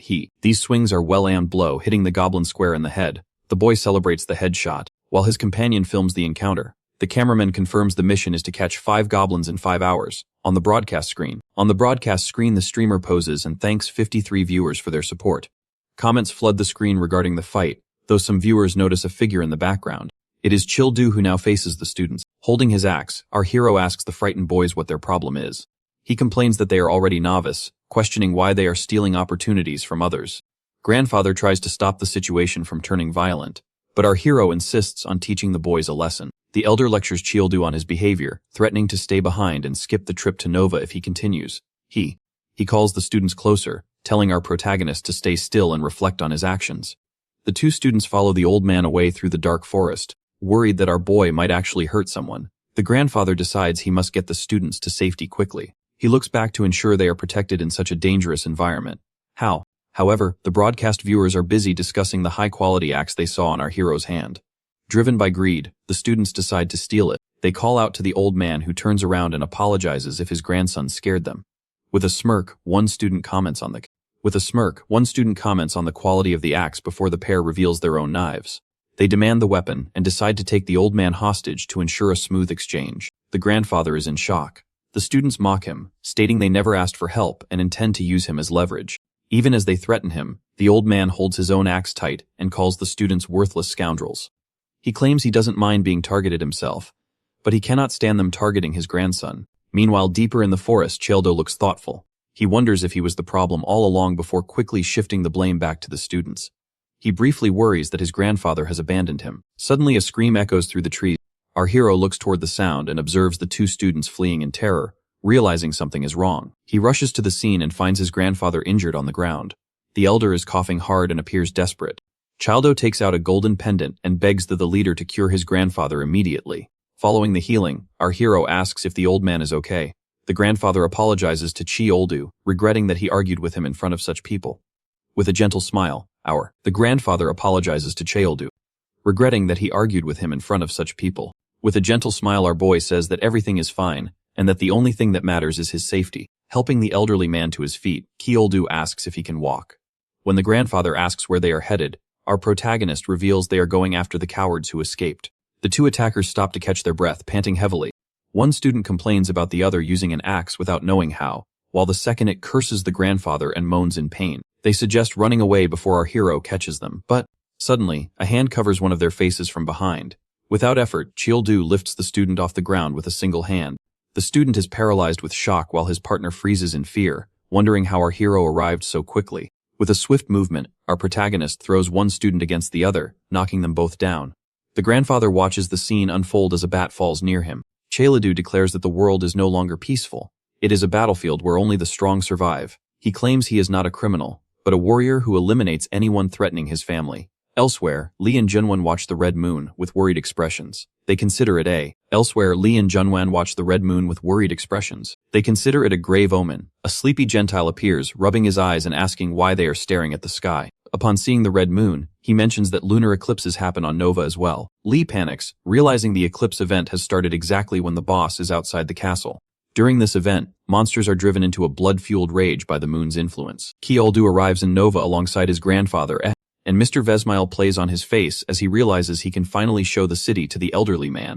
His grandfather watches the red sky with a heavy sense of confusion, pointing out that our boy had promised this place would be pleasant. Childu wonders what could have happened to cause such a change. In the background, his grandfather continues to shout, demanding to know what is going on. Soon runs towards them, shouting Childu's name. Our protagonist scratches his head, failing to recognize the girl, which prompts her to beg him to try and remember her. When asked how she knew he had arrived, Shung explains that the military controls the portal entrance, and she rushed over the moment she received the report of his return. Childu asks what the matter is, and the girl responds that it isn't, and the girl responds that it is an emergency. Major Park is calling for him. Later they arrive at the government office. Childu's grandfather formally greets Commander Park, who introduces himself politely. The old man asks if they are disturbing him, but Park smiles and says it is no inconvenience at all. He expresses that he wanted to take the time to meet the grandfather of his friend, who has finally come to Nova. System window appears, displaying the grandfather's status. Yang Kang is a newcomer with no special characteristics or abilities. Park comments that the grandfather is an important person to Childu, noting that he and our hero share a very close relationship. Sholdo interrupts, wanting to understand the current situation. He asks about the red sky and the presence of armed soldiers outside. The commander explains that the eclipse event is about to begin. Furious monsters will soon attack humans without distinction. These creatures have their attack power increased by 50%, and while the rewards are also increased by 50%, it remains a difficult event to manage. Finding the situation interesting, Childu asks if the current state is stable. Park responds that while Hanyang has time to defend itself, the castle will be attacked before they can prepare. Koldu points out that Ironhead is about to be flooded with monsters. The general nods, noting that since this is the first lunar eclipse for our protagonist, it must be hard for him to imagine the scale of the threat. Unfortunately, their mercenaries are too few to defend against the waves, seeing the gravity of the situation.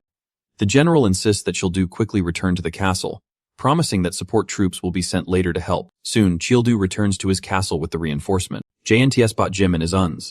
Surprised to see the grandfather, he runs happily to greet the elderly man, who smiles back in recognition. Jintai asks about the trip, and the old man responds that he actually feels much younger and better. Our hero joins the conversation and jokes that his grandfather is more resilient than Jintai, leaving Jintai in shock. Soon the Ironhead mercenaries arrive under the command of Junwan. They salute their leader, the ruler Chi Oldu, showing absolute loyalty. The grandfather and the army soldiers observe the scene with surprise and admiration. Gramps wonders why they are greeting. The grandfather and the army soldiers observe the scene with surprise and admiration. Gramps wonders why they are greeting Childo with such reverence. Jintai explains that the young man has achieved a great deal and is truly amazing. Visit. Possibly moved, the grandfather murmurs about his grandson, feeling a deep sense of pride. Turning to his troops, Childu comments that he finds these greetings unnecessary before a battle. His eyes shine brightly as he admits the situation is actually quite good. He shouts for everyone to prepare for battle immediately. Later in a meeting, our boy learns that Lee and the guerrilla unit have already headed out. Junwan reports that monsters are currently approaching from 3 directions. Gnolls emerge from below while orcs advance through the forest. Kiol-du thinks it will be difficult if they attempt to attack the hordes directly. However, he points out they have fought these foes before, so defense should not be a problem, especially with the dispatched soldiers as support. Junwan points out the real problem. Minotaurs are coming down the hill. Surprised, Childu asks if he means the giant balls. Confirming this, Junwan explains that the guerrilla unit went ahead to try and halt their momentum. Our protagonist asks if they went to fight these new monsters alone, believing they might have gone to hoard the rewards for themselves. Annoyed, Junwan internally reflects that this is not the case at all. With that, Childu decides he must go before it is too late. He tells the others he is counting on them to protect the castle. Meanwhile, the battle has already begun outside. The guerrilla unit faces several minotaurs. An angry beast raises its weapon to attack, but Lee manages to block the powerful blow. She realizes that mounted fighting techniques are ineffective against minotaurs, likely because of their combined human and animal biology. One of the monsters, Yangsu of his horse, but Choi quickly attacks with his sword, eliminating the threat. A worried Joy approaches his fallen comrade to ask if he is okay. Yangsu responds that he is fine. Despite the difficulty, Choi warns that they must hold their ground. If the monsters reach the castle, they will face significant problems. Lee spots a new wave of monsters heading straight for Choi and Yangsu. Determined to act, she unleashes her special attack, brings down a group of monsters at once. Yangsu is amazed, calling her my lady. However, she has taken a blow and shows signs of exhaustion. She spits blood, and when Yangsu asks what is wrong, reveals she was hit during the previous confrontation and has lost an arm. The companions are visibly alarmed by the injury. The situation grows complicated as the monsters advance again. Despite her condition, Lee insists on continuing the fight, asking them to simply take care of her severed limb. Youngsu thinks the idea is crazy and suggests retreating, but she dismisses his concern. She tells him there is no need to back down because their leader has arrived. Sheldo holds up a healing pendant, asking the leader to reattach Lee's arm. Watching the arm reconnect, Lee comments that it is amazing no matter how many times she sees it. The system warns that the cure's use count has been reduced, leaving only one charge remaining. Turning around, Childu asks Choi about the current situation. The subordinate informs the group that the mountain range is the monster's habitat, and they are starting to gather together. He notes it is his first time facing them, observing that the enemies are exceptionally strong. Our protagonist mentions that taking care of these foes now will make the castle's defense much easier later. He states that he will handle this area alone and orders the rest of the group to return. To the castle. The others question whether he should be left by himself and offer their help, but our hero says he needs them for something more important since his grandfather has arrived at the fortress. Youngsu seems shocked by the revelation and immediately shouts that they will run back to protect the castle, wishing good luck to it. Chilled. Contrary to orders, Lee states she will stay. As she is the captain of the royal guard, she argues that since Childu was the one who nominated her, she has no choice but to remain by his side. Our boy grumbles that he cannot argue with that logic. Then he mounts Sonata. Lee tells him to give the orders. Childu announces that the goal is to reach the summit before the eclipse ends, declaring they must eliminate all enemies in their path. Meanwhile, the herd of miniatures continues to advance without stopping. Our hero charges forward with his axe raised, screaming for the enemies to get what they deserve. Activating the running ability, he advances quickly and cuts through multiple enemies at once. Observing the scene, Lee is impressed by what she sees. Those movements are even more precise than those of the Minotaurs. While the monsters have beastly bodies, they simply do not compare to him. Cheoldu easily cuts through the strong beasts, showing a perfect union between himself and his horse. Suddenly, a Minotaur's head drops in front of Lee, causing her to question her own actions. She realizes she did not come here just to observe. Using Cheoldu's broad back as a shield, she joins the fray. Our protagonist goes on to attack with his axe, and takes down yet another monster. Lee thinks that no ordinary person can compare to his power. Soon after the fight, the warrior approaches Lee and comments that she is a little late. Loud scream echoes. Something in the distance catches their attention. They see a village on fire and hear people crying for help. Lee asks what is happening there. Cheoldu realizes people are in danger and ponders his next move. He thinks of Ironhead Castle, knowing that protecting it will not be easy either. However, he remembers his grandfather always said that human lives are precious and must be protected. Therefore, our hero decides to help this village. Getting closer, they see the attackers are angry goblins. Meanwhile, a horde of goblins rushes toward the village. A man being chased by a goblin asks a mercenary to take care of them, quickly deciding to pay more. A man being chased by a goblin asks a mercenary to take care of them, quickly deciding to pay more. The masked warrior states this is much more than what they previously discussed. The man then shouts an offer of 2.5 billion. Surprised by the value, the mercenary is amazed. The man states that if he manages to keep the entire group away from the village, the Young Jun group will pay the full amount. After a brief moment, the mercenary demands the man double the payment to take care of everything. He lifts his mask, revealing himself as Daechen Lee, a mercenary from Yangjong village. Shocked by the counteroffer, the man stutters twice. But seeing the violent goblins, he agrees to pay. He demands the mercenary hurry up and deal with the monsters, with the contract established verbally. The organ jumps off to eliminate the goblins here. He reflects that people often question how he can put a price on saving lives, but the answer is simple. He just loves money. He delivers a powerful blow to the enemies. Suddenly, something large and purple appears and strikes him off guard. Launching him backward, frightened, the client screams without understanding what is happening. He sees the mercenary was thrown away by a giant lizard-like creature. The customer despairs, questioning why something like this is roaming around.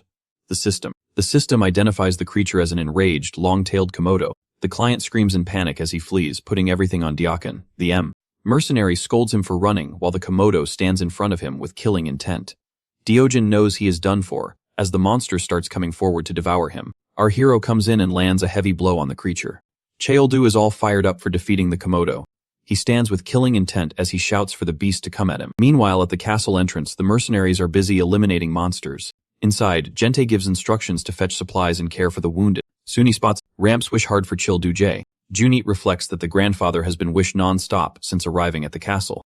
Worried about the war, the old man begs of the Supreme Being to hear his request and fulfill his desire. Suddenly, an intense light appears as a message warns that the Earth the Leader arena is watching him. The old man is surprised. A new message appears, informing him that it was of the Supreme Call, and that the leader heard his wish right away. The notification window reveals that the Earth the Leader has a question for him. Of the Supreme Figure then. The notification window reveals that the Earth the Leader has a question for him. The Supreme Figure then appears, questioning if the grandfather will accept this oath. A system promptly explains that upon completing the pact, he will be able to change his class to Elder for the Leader of the Earth. At the castle gate, orders echo to fire arrows at the invaders. As one of the lizards advances ferociously, the mercenary named Joseph Felton strikes a monster, and informs Jun Wan that these creatures are trying to scale the walls, warning him to stay alert. Jun Wan encourages his companions to hold out until dawn. Suddenly, a lizard man jumps towards Song but-jo, and lands several strikes to save her. He asks if she is alright, and Sheng thanks him while addressing him as officer. Irritated, he retorts that he is no longer in the army. Janwan then questions what the intelligence squad is doing there. Sung responds that she also received combat training, but in the middle of her speech, an arrow almost hits her. Jun Wan pulls her out of harm's way and criticizes her for being unable to dodge. She stubbornly insists that she wants to be recognized as an equal to Lee. With a skeptical look, he comments that she has only been a Nova for a short time. Song vents her anxiety, stating she will try anything to accelerate her growth. Janwant punches her in the head and asks if she wants a tragic end, explaining that as long as the goal is growth, no one is free from anxiety. He shouts that the Ironhead mercenary squad is where such people gather, and everyone there struggles with their own concerns. He believes Lee is the same, so it is better not to rush and stumble by being impatient. He remarks that their leader is likely fighting an even tougher battle. The scene shifts to the nearby village, where Lee releases her mana. The surrounding monsters are caught off guard by the energy wave. Gripping her sword, the girl quickly advances and cuts down several goblins. Meanwhile, Childu releases his aura and prepares for combat. He lands a powerful punch on the Komodos and asks if they liked his special kick. He then swings his axe and shouts for the monster to take the hit. The creature's tail stops the blow. Our protagonist realizes that it is very strong, but the fight is not over. Mounting the creature, he shouts that this is not enough. However, the blade becomes stuck in the beast's body. Our hero seems confused by the situation. Childu realizes his axe is stuck in the bone and recognizes the limits of fighting in the air. The creature then uses its tail to forcefully throw him away. Our boy skids back, noting that a battle axe has a short attack range, and that the swing radius decreases even further in mid-air. He jumps directly back onto the lizard, using the environment to land on its tail, and leap again to reach his weapon. In an instant, our warrior positions himself on the beast. With a confident smile, Childu reflects that the lunar eclipse has made the enemy strong. He pulls out the axe, a powerful blow after jumping high into the air. After defeating it, our protagonist collects the items dropped by the monsters. He receives the Komodo's tail and a troll heart, which possesses a hidden power. Suddenly a voice asks if he is Childu. Surprised, he asks if Daichin knows him. The man nods, saying he had heard rumors, and that seeing him in person is impressive. With a proud look, our hero enjoys the compliment. Seeing the man's injury, Childu uses his healing pendant. Our boy explains that he used the supreme power to help, but now the item's charges are depleted. Impressed, Daichin notes that he used the last charge to save him. Our protagonist replies that helping someone hurt is natural. While analyzing the object, he murmurs that the supreme power has not disappeared, and it might be possible to recharge it. Daichin thinks Childu has a big heart, which makes him reflect on his own calculating nature. He thanks him for helping both him and the village. Our hero proudly responds that saving the weak is no big deal. Moved, Daichin thinks that Childu is remarkably humble. He claims he could never have done it alone and promises to repay him for saving his life. Our protagonist tells him to do as he pleases as long as he doesn't steal any prey. He then goes straight to Lee, who is still fighting goblins. Later, both of them successfully wipe out the remaining monsters. A message pops up to congratulate the survivors for overcoming the angry monsters and announces the completion of the lunar eclipse event. Lee is relieved, commenting that the eclipse is finally over. She wonders if Ironhead Castle is safe. Our protagonist says the castle is doing fine. When she questions how he could possibly know that, he admits he doesn't know for sure but believes it. Lee can tell that he was worried about them earlier. Childu proudly says that one can only trust those who they believe have their back. He then praises Lee for being a great help. in the battle. Lee looks surprised by the encouragement and expresses her happiness with a flushed face. Our hero nudges her to collect the many status stones. As they gather the colored gem, Lee thinks they are enough to make her a triple ranger. Holding a pile of rocks, our protagonist ponders becoming a perfect ranker. Lee asks if he is really going to absorb all of them, fearing he might not handle it, but he tells her not to be afraid. A reddish energy through Childu's body. Our boy screams, claiming this challenge will never bring him down. He then appears in a white space, where a punching bag materializes for a force measurement test. Our hero faces the bag with a smile, considering the test advantageous to his abilities. He prepares for the challenge. In reality, our protagonist is an elite athlete who has mastered all martial arts on Earth. After punching the bag, he earns first place in the strength test, gaining 25 points for the ranker store. This was just the beginning. Moving to the agility test, our boy shows that he can also be fast. Once again securing the top position, dodging obstacles with mastery, Childu proves his perception and comes first again. However, the final magic test surprises him. He thinks he has graded everything physical but has never used magic for anything other than skills. This seems impossible to him. Suddenly, a strange sensation takes over. The Oldu looks up as familiar small flying creatures appear, and he smiles as he recognizes them. A long time ago, on a deserted hill within his mental world, a younger version of Childu trained. Through immense effort, that version began to develop and grow alongside his personal maturity. A small sprout appeared in the once barren landscape, showing signs of life where a complete desert once existed. Our protagonist reflects on the factors that spurred his growth, wondering if it was the departure of a fellow mercenary, or perhaps the grueling fight with his grandfather. He considers that forming a new family might have matured him, as he evolved through these relationships. Ultimately, to become a great warrior, he must mature from within. To achieve this, Childu needs to face his own pain. He thinks about the spirits that act as both his friends and enemies, doubting they would ever listen to him. Still, he invites them for a conversation since it has been a long time since their last meeting. Soon,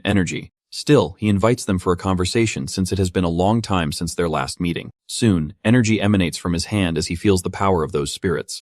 After grasping the concept and noting his lineage as the son of a barbarian and a sorceress, he successfully passes the magic test and earns first place as usual. The system message appears, congratulating our hero for completing all ability tests.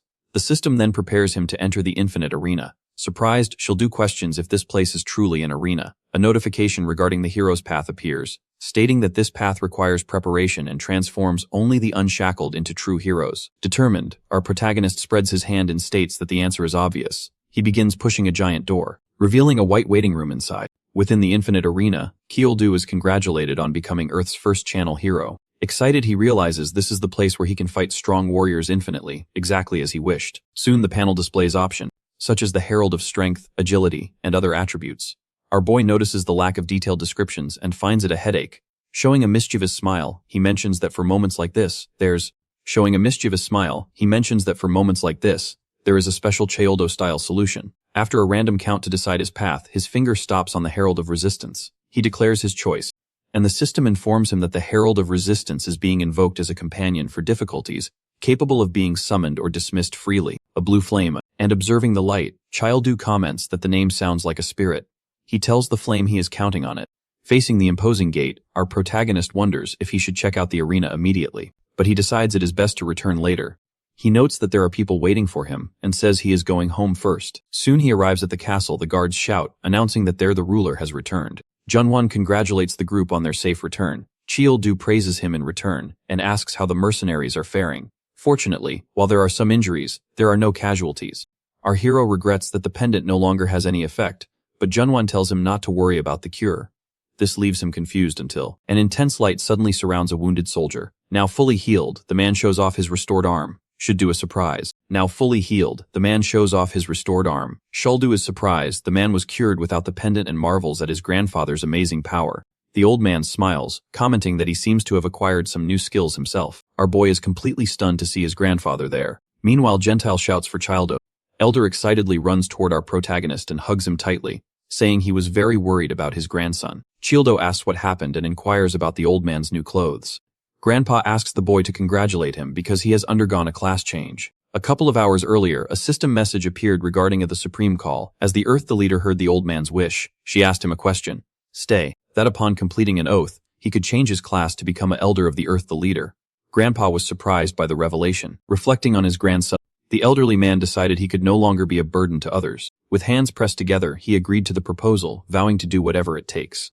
The leader of Earth extended her hand to him, and a notification confirmed his class change to Elder of the Earth. The leader, raising his rank, the system announced he had learned healing and fortunate prayers back in the present. Back in the present, Childu's army drinks together in a tavern. Our hero holds a shiny golden pendant, reflecting that his grandfather's ability not only heals but also recharges the item. He thanks the old man, as these new powers have healed many injured people. Grandpa explains that the skill is actually for agriculture, intended to help crops grow well.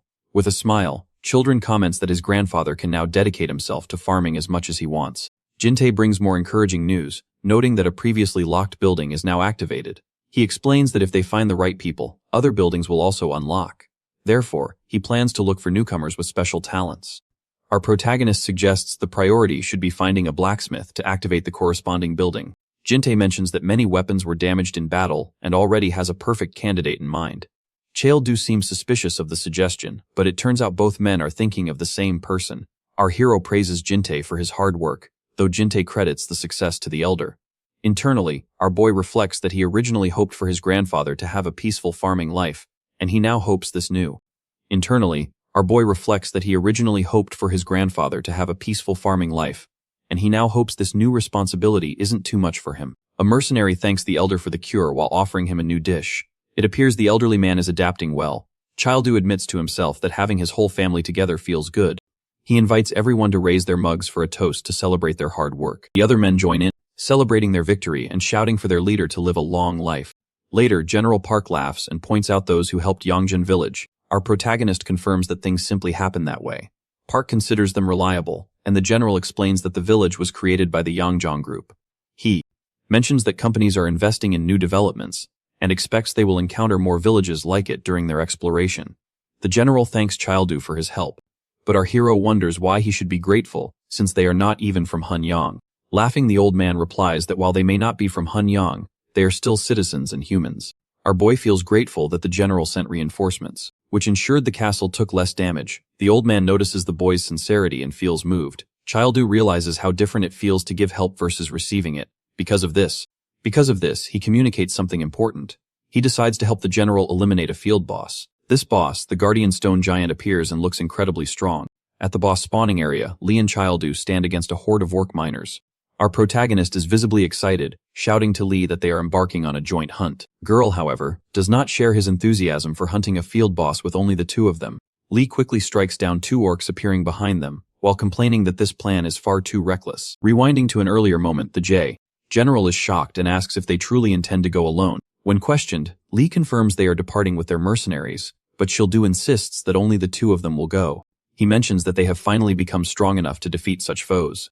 Back in the present, Lee remains doubtful, asking how they will manage so many monsters when the remaining attack time is only 32 minutes. Suddenly our boy begins riding away.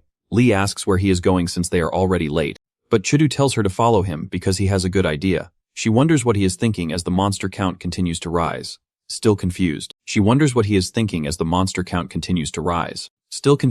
asks if our hero has any special plans. After riding a short distance, Childu stops and declares this is the spot. Surprised, Lee asks why he halted there and what they will do about the monsters chasing them. Our protagonist informs her that from this point forward, she will fight alone. Shocked by the revelation, Lee struggles to understand his logic. He explains that the strategy requires her to put forth an extreme effort. Lee then realizes that Childu has successfully attracted every ogre in the vicinity. Our boy notes there is no other way if they want to finish in time. Laughing, our hero shows her the healing pendant, pointing out that even a broken arm is not a problem because they can cure it. Lee considers him completely crazy. He then decides to move ahead to take down the boss. Arriving at his destination, Childu approaches the objective. A system message appears, informing him that the Tree of Protection will cause a guardian to appear to test his worth. Soon after, the ground shakes and a massive golem made of stone emerges from the earth. This is the field boss. Our protagonist comments that the creature is just a big pile of rocks that only knows how to throw punches. He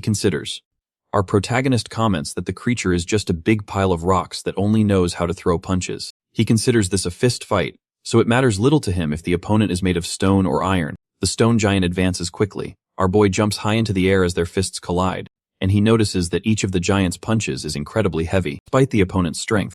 Childu claims the situation is still manageable. Another exchange of punches takes place. Soon our hero begins using magical abilities while striking. He states that he no longer fights with just brute force. With that said, he lands a powerful punch on the stone giant, causing a massive impact.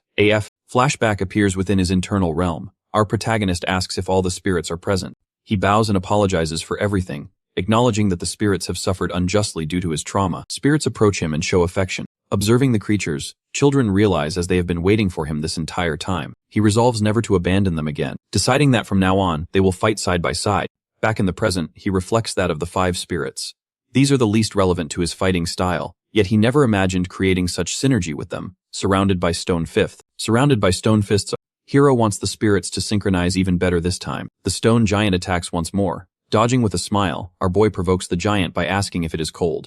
The stone monster prepares a devastating blow. With a kick, Childu dodges the attack but complains that using weapons in a fistfight is cheating. However, the giant blow hits hard, throwing our protagonist far away. Surprised by the force, he complains about the situation as the giant approaches. Without time to react, he is hit squarely by a massive stone arm. The impact is so strong that it raises a massive cloud of dust. Falling to the ground with a smile, our hero remarks that a club is a bit much. Even though he is invincible, it still hurts. Reminding himself to focus, Childu gets up and jumps toward the stone monster, shouting that it is time to end the fight. Using the powers of the spirits, our boy creates stone pillars to propel himself into the air. He approaches the giant, promising to give it an even better experience. Grabbing the monster's head, our protagonist decides to adjust its spine. Once the task is finished, a system message informs him that the stone golem guardian has been to. Our hero finds it to be the perfect weapon. The protection tree evolves into the guardian tree, and the region receives a benefit where token donations expand the protected area. Satisfied, Childu celebrates another successfully completed mission. System messages continue, informing him that Area C6114 is recognized as a new territory and new residents will be accepted. Additionally, the protective fog is lifted. Back in the Korean government office, a man informs the president that the Cheongju portal has opened. They need to quickly approve a new special law. The president considers promoting Nova to city status and electing a mayor to govern. The opposition leader argues that the current military government is an outdated form of oppression. While another man sees the logic, he believes the timing is wrong. They argue that Nova is practically in a state of war, making the military necessary for public safety. They do not call for a withdrawal, but rather aim to avoid an administrative collapse. The president counters, noting that Nova, connected to Pohang and Yeosu, has already been claimed by corporations if they elect him. The president warns that corporations will monopolize everything, And this is not a decision to be taken lightly. Delivering an emergency report from Neo's soul, a man asks what the president will do, suggesting the situation is proof of military incompetence. A few days ago in Neo's soul, hello, luxurious Western-style carriage arrived at the scene, attracting significant attention. The general wonders what it is and why it has appeared there. New. Guards around the carriage ordering it to stop. A lieutenant demands that they move the vehicle immediately. From the carriage, a beautiful elf named Ardia steps outside. She mutters in her own language that humans are very shameless. The lieutenant does not understand her, so she points her blade at him.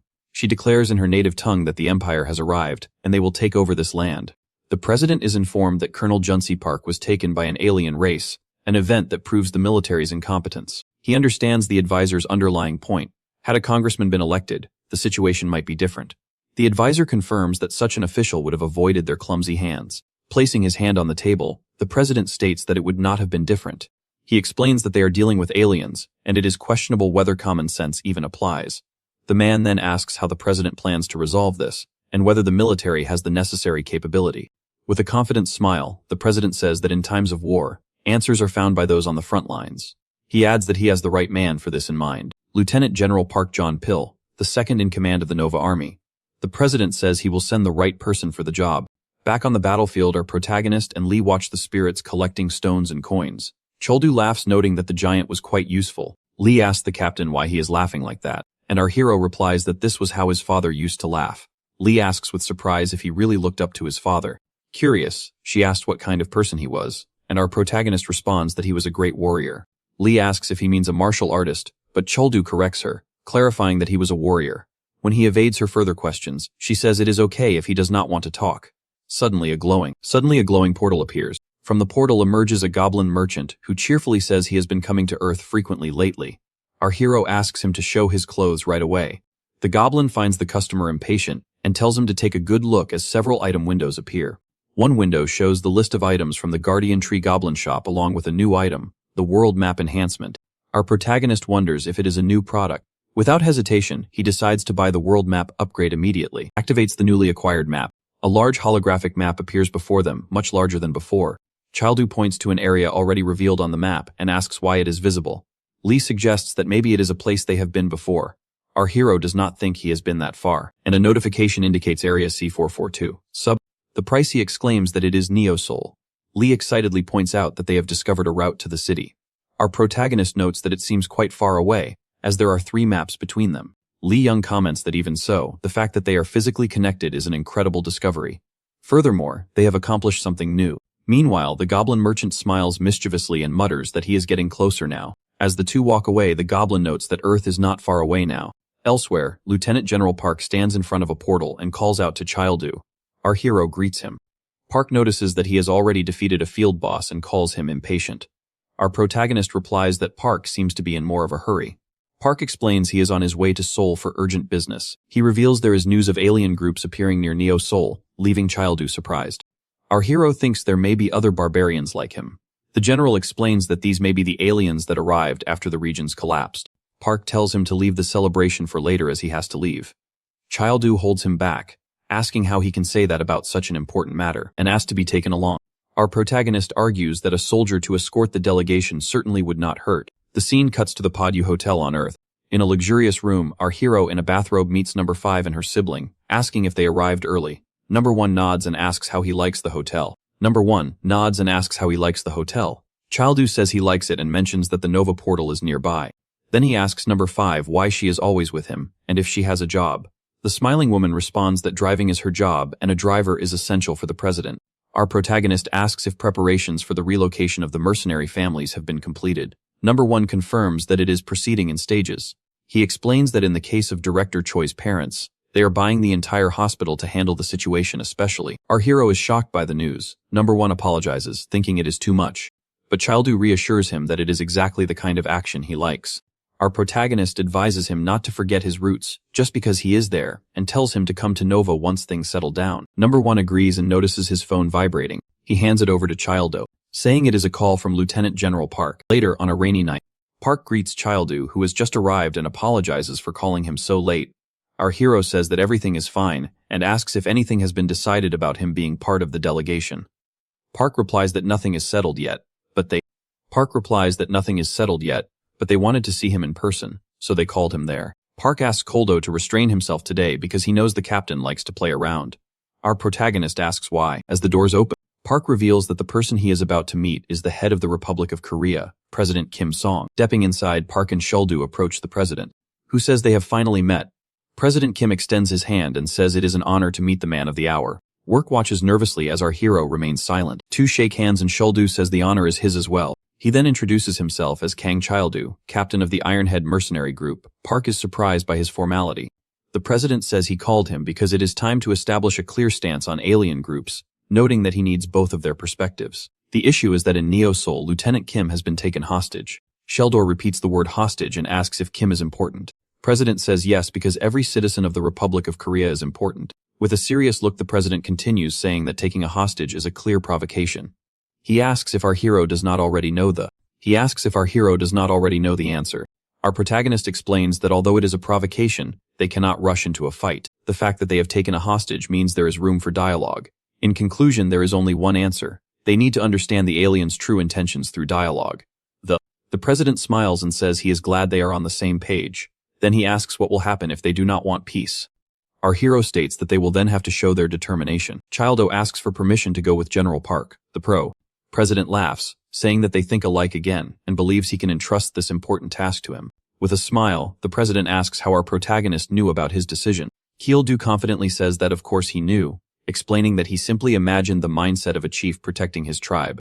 Park watches the exchange, wondering if he has ever seen our hero acting so maturely, because usually, Childu talks about starting by opening the heads of his enemies. In a vast landscape, Childu comments that it is his first time crossing the border. As they ride along, General Park mentions that the climate remains the same across the boundary, though our protagonist wonders if they are. After days of marching, Childu notes they have found nothing. Park regrets his inability to communicate with the foreigners in this land. Panting, the general praises Childu for not appearing tired. Yet in reality, our boy is completely exhausted with dark circles under his eyes. When Park asks why he refuses to sleep, Koldu explains he is there as a bodyguard to protect him. Grateful, the general urges him to rest, but our hero refuses. He cannot rest while he suspects these aliens may actually be barbarians. Suddenly, the general halts his horse as he spots something ahead. They'll smiles, noting that the view before them is familiar. A huge fortress stands there, looking much like Ironhead Castle. On the walls, several guards patrol with spears. The two men stand still, observing the scene, and Park comments on the heavy atmosphere. However, our warrior is shocked to recognize the emblem stamped on the castle's flag. With that banner belongs to the imperial people, who built enormous wealth through trade, and used their brilliant minds to accumulate power, known for being focused on profitable transactions. These people are viewed by Childu as arrogant individuals who try to possess everything with money. Despite this, they welcome Barbarian, primarily because whenever food becomes scarce, they serve as perfect targets for stealing supplies. Inside, a luxurious scene unfolds within a peaceful atmosphere. Lieutenant Kim is pampered by two girls, laughing as they feed him delicious food. One girl smiles and offers him another morsel. Kim considers this a good life, even though he doesn't understand the language. He views the place as the realm above. Hugging the women, he justifies his presence by claiming he did not betray his country, as anyone would do the same against such powerful aliens. His expression shifts instantly when Artia appears. She questions him about the humans who have just arrived, asking if he knows them. Scared and sensing her anger, Kim offers to tell her everything as long as he isn't hurt. Artia simply points at him, causing the man to shrink back in fear. She then uses magic on his eyes, which glow purple, and commands him to look. In his mind, Kim sees images of the general and our protagonist. As the elf questions him, Kim identifies General Park John Pill when she asks about the other man. He shouts Childu's name. The spell breaks, leaving the elf surprised by his reaction. Desperately, Kim screams that he is screwed, fearing they have come for him because of his betrayal.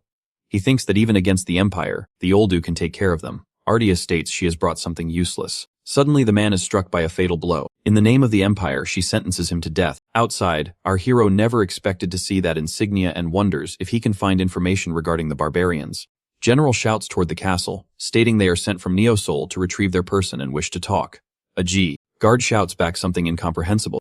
As the gate opens, Park excitedly suggests they go in to speak with the people. However, Childu stops him and summons his axe, leaving the general stunned. Our warrior explains that the gates did not open to welcome them. The occupants have no intention of talking. So, Park asks if he understood the shout. Kyoldo activates a search skill, revealing the guard is named Gorion, an Imperial Knight with level 3. The guard is named Gorion and a Imperial Knight with level 3 swordsmanship. Childu is surprised to find this level is higher than that of Count Ryan, whom he fought earlier. He wonders about the true strength of the empire, calling them pathetic fools. The knight declares that our hero has made his final decision. Gorian attacks, vowing to turn their territory into a desert, but Childu defends the blow with his axe. As the weapons clash, our warrior questions who decided their land would be trampled, appearing entirely unintimidated. Gorian asks how a human understands his language, but our hero simply demands the return of his people. Declaring that he cannot leave a translator alive, Gorian advances with a series of quick blows. Hildu barely manages to block. The knight leaps into the air, calling Chi-Oldu's challenge ridiculous. In response, Childu flashes an evil smile and calls the Imperials fools. This confuses the knight, who then detects a barbaric scent coming from our boy. The warriors collide again with a force that creates a massive shockwave. The knight surprise our hero stops the blade easily, do not know what the way of his axe has shifted, and realizes something has changed. A notification informs our protagonist that he has mastered the axe, increasing his proficiency to level 3. Gore. Ariane attacks again, but she all do defense every strike. The impact throws the knight back, leaving him shocked by our boy's strength. When she all do counters, the knight tries to defend, but his sword breaks in the process. Falling to the ground, Gorian calls him a barbarian, while Chioldo notes the outcome is already decided. With a fierce look, our warrior raises his axe to end the knight's life. At the last second, Park screams for him to stop, explaining that killing the knight will provoke a war. He begs for patience, though children do retort that the knight attacked first. The general continues to insist they don't need to go that far. Suddenly a smiling figure appears on a balcony, seemingly enjoying the situation. The two look up to see Carrion Vortain, Baron of the Empire. He announces his wish to invite them in and tells them to approach. Childu states they are finally being invited inside. The general comments that our hero's strength was the key to opening the door to dialogue. Our protagonist agrees, noting they will finally enter the enemy lair. Guards escort Childu and General Park into a luxurious hall. When Guards escort Childu and General Park into a luxurious hall. When Park asks how he understands the local language, Childu explains he learned it during his youth due to its similarity to his mother tongue. The general notes it is fortunate that he is bilingual as they continue walking. Suddenly, a maid speaks in her native tongue and offers them a box containing 2 bright blue potion bottles. As General Park wonders about the contents, Childu identifies them as communication potions. The general remains suspicious, fearing poison and mentioning his hunger. But our protagonist decides to drink immediately without worrying about potential danger. He finishes the bottle in one go, prompting the general to follow suit. Soon after, the pair arrives at a massive garden featuring a great banquet. Baron Callion welcomes the Earthlings and introduces himself formally, leading General Park and Childu to provide their own introductions. The general realizes he can no longer understand the local language without help.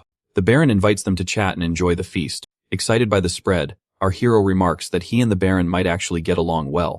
Koldu internally praises the imperial food, which the general also finds enjoyable. The Baron eventually interrupts the meal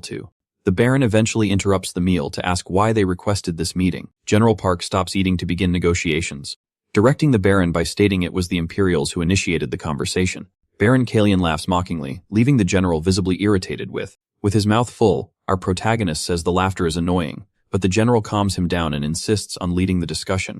Mark explains they are there to negotiate because they believe there is a specific reason for the colonel's kidnapping. Bearing a mocking expression, the young Baron questions if they truly came to talk and reveals he only ever demanded submission. This news leaves General Park completely shocked. Baron Callion mocks their expectation of a negotiation, stating there is nothing to discuss without a fair exchange. He reveals he has already extracted all necessary information from the colonel, whom he describes as weak and worthless. Standing from the table with a determined look, the Baron claims he changed his mind after seeing such a strong warrior among the Earthlings. He proposes that to avoid a disaster for their village, Koldu must be handed over his payment. Outraged, the general bangs on the table and shouts that human beings are not. Koldu must be handed over his payment. Outraged, the general bangs on the table and shouts that human beings are not commodities. He demands the immediate return of the colonel, but the Baron coldly reveals the colonel is no longer alive. They eliminated him for being useless. As the general grits his teeth in rage and tells Chuldu not to hold back, our warrior remains focused on his meal, shouting that the food is delicious. The Baron promises to serve this food every day if Childu swears complete loyalty to him. Our hero argues it would be rude to leave without eating after all the effort put into the meal. He then destroys the entire table, shouting that one can eat even at a funeral. The Baron jumps back laughing, finding the warrior's attitude amusing, and comparing him to a human barbarian. Kialdu vows to fix the Baron's attitude, but Ardia suddenly appears and threatens the general with a sword. Our protagonist is surprised by her speed and takes a closer look at her slender body and large ears. Childu recognizes her as a member of the fairy folk, the sworn enemies of the barbarians. The Baron provokes him by asking if he has fallen for his servant's beauty. The general signals Childu, Hoping his companion will act rationally, picking up a fork, our boy comments that taking hostages seems to be their specialty. Picking up a fork, our boy comments that taking hostages seems to be their specialty. He decides to ignore rational thought and act on impulse, throwing the fork with increased force and speed using his ability. Artia notices the rapid attack and her eyes widen. She quickly pushes the hostage aside and deflects the projectile with her blade. Our warrior advances furiously, accusing the fairy of using the same disgusting tricks her race always employs. Their weapons collide with tremendous force. Artia asks if he holds a grudge against her P. As they exchange another powerful blow, Childu feels a familiar sensation from his opponent and promises to make her pay for hurting his friend. Artia challenges him to try his luck, and the two exchanges series of rapid blows in the blink of an eye. Childu dodges an attack that brushes past him, but a follow-up strike hits our hero and leaves a cut on his back. Artia considers the source of a barbarian's strength, the coming-of-age ritual mark that inherits ancestral spirits, but she notices Childu lacks the traditional red tattoos. Despite the injury, protagonist heals his wounds using a golem regeneration ability. Artia believes a barbarian's true strength is only released when anger is controlled by a strong spirit. Artia believes a barbarian's true strength is only released when anger is controlled by a strong spirit. Our boy decides to fight with everything he has, and Artia prepares to use her full force in return. As they advance, Artia mentions she has fought mana-infused swords before, and asks if he understands her meaning as her blade begins to shine. With a smile, Children responds that he can do something similar. He draws the longsword of the Steel Knight, causing spirits to gather around him, or protagonist suggests they enjoy a bonfire, leaving Artia speechless and confused as to why the spirits are congregating around him. Childu lashes out at Artia with a series of powerful strikes, yet his opponent dodges them without breaking a sweat. Our protagonist unleashes his full strength, but the fairy gracefully sidesteps as the intensity of the fight climbs. During a sharp counterattack, Artia almost lands a hit on our boy, who barely manages to retreat in time. Watching the exchange from a distance, the young baron is blown away by the barbarian's sheer strength, and decides to flee while the two are distracted by combat. Fortunately, the general spots the movement and dashes toward him. Meanwhile, Chuldu's sword fighting technique has maximized the power of his blade through the use of magic.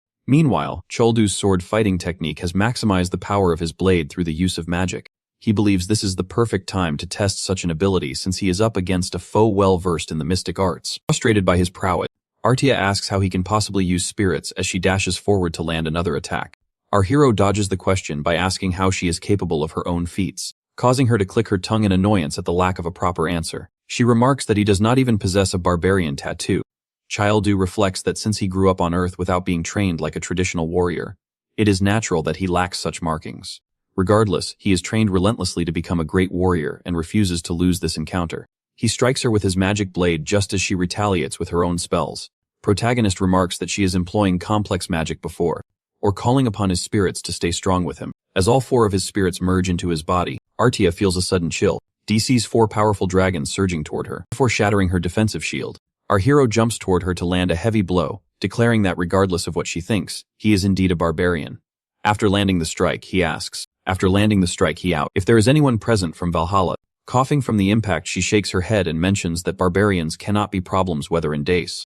He asks why he chooses not to kill her, to which Childu replies that killing a sworn enemy would change nothing. Internally, Artia knows that the people who killed his parents were actually fellow barbarians. Furthermore, the one who truly deserves to die is the Baron. That young noble is now tied up and kneeling on the ground. The general informs our boy that the man tried to run away but was caught. Now desperate, the Baron admits he underestimated humans and offers a chance to negotiate. Childu coldly calls him arrogant, reminding him that negotiations only work when one has something to offer. With that, he finishes off the Baron. The general feels a brief flash of regret for not being able to save the colonel, but our protagonist reminds him that the man was a traitor. The general lets out a laugh and calls Koldo a robot before, remarking that the last battle was incredible. Our hero proudly asks if he served as a good bodyguard. Please, Park remarks that he single-handedly stopped the war by defeating their enemies and suggests they return to Neo Seoul. However, they suddenly notice Artia dispersing into the air just like Baron Callian. Soon the castle begins to shake, collapsing now that its the ruler has vanished. Both men flee the structure as quickly as possible before it totally crumbles. It feels odd to the general that the people disappeared along with the ruler and the fortress. Unexpectedly, a group of Kalian Castle employees arrived and revealed that those who vanished had signed a vassal contract. Koldu is stunned to see these survivors alive. The maid among them explains they were low-level commoners and were not privileged enough to sign such a contract. She thanks him for allowing them to escape that place. The group bows, requesting that he become their new master. Since he eliminated the Baron, the maid states that he is the rightful person to lead them. After a brief pause, He asked the general if it would be difficult to take these people to Neo-Sol. The general explains that the language barrier is just one of many hurdles. More problems could arise, including the risk that the government might demand the survivors become test subjects. Our boy asks if that would happen to him as well if his true identity were known. He decides to reveal the truth, telling Park that he is actually a barbarian. Initially shocked, decides to reveal the truth, telling Park that he is actually a barbarian. Initially shocked that General admits he had suspected these origins for a while, especially during this journey. He promises not to use Childu for research, affirming that he sees him as a friend. Satisfied with this statement, the protagonist feels more secure. He decides to take the maid and her group to Ironhead Castle to be their new home. General Park points out that using the portal is not an option, and they will need a new route. Shioldo reveals he has already found a path connecting Neo-Sol with Hun Yang. Surprised, the general praises him for this wonderful discovery. Our hero remarks that it will be a long journey, but he now has even more reasons to explore the world of Nov. He reflects on the fact that barbarians do exist in Nova after all, and the path to becoming a true warrior lies within this land.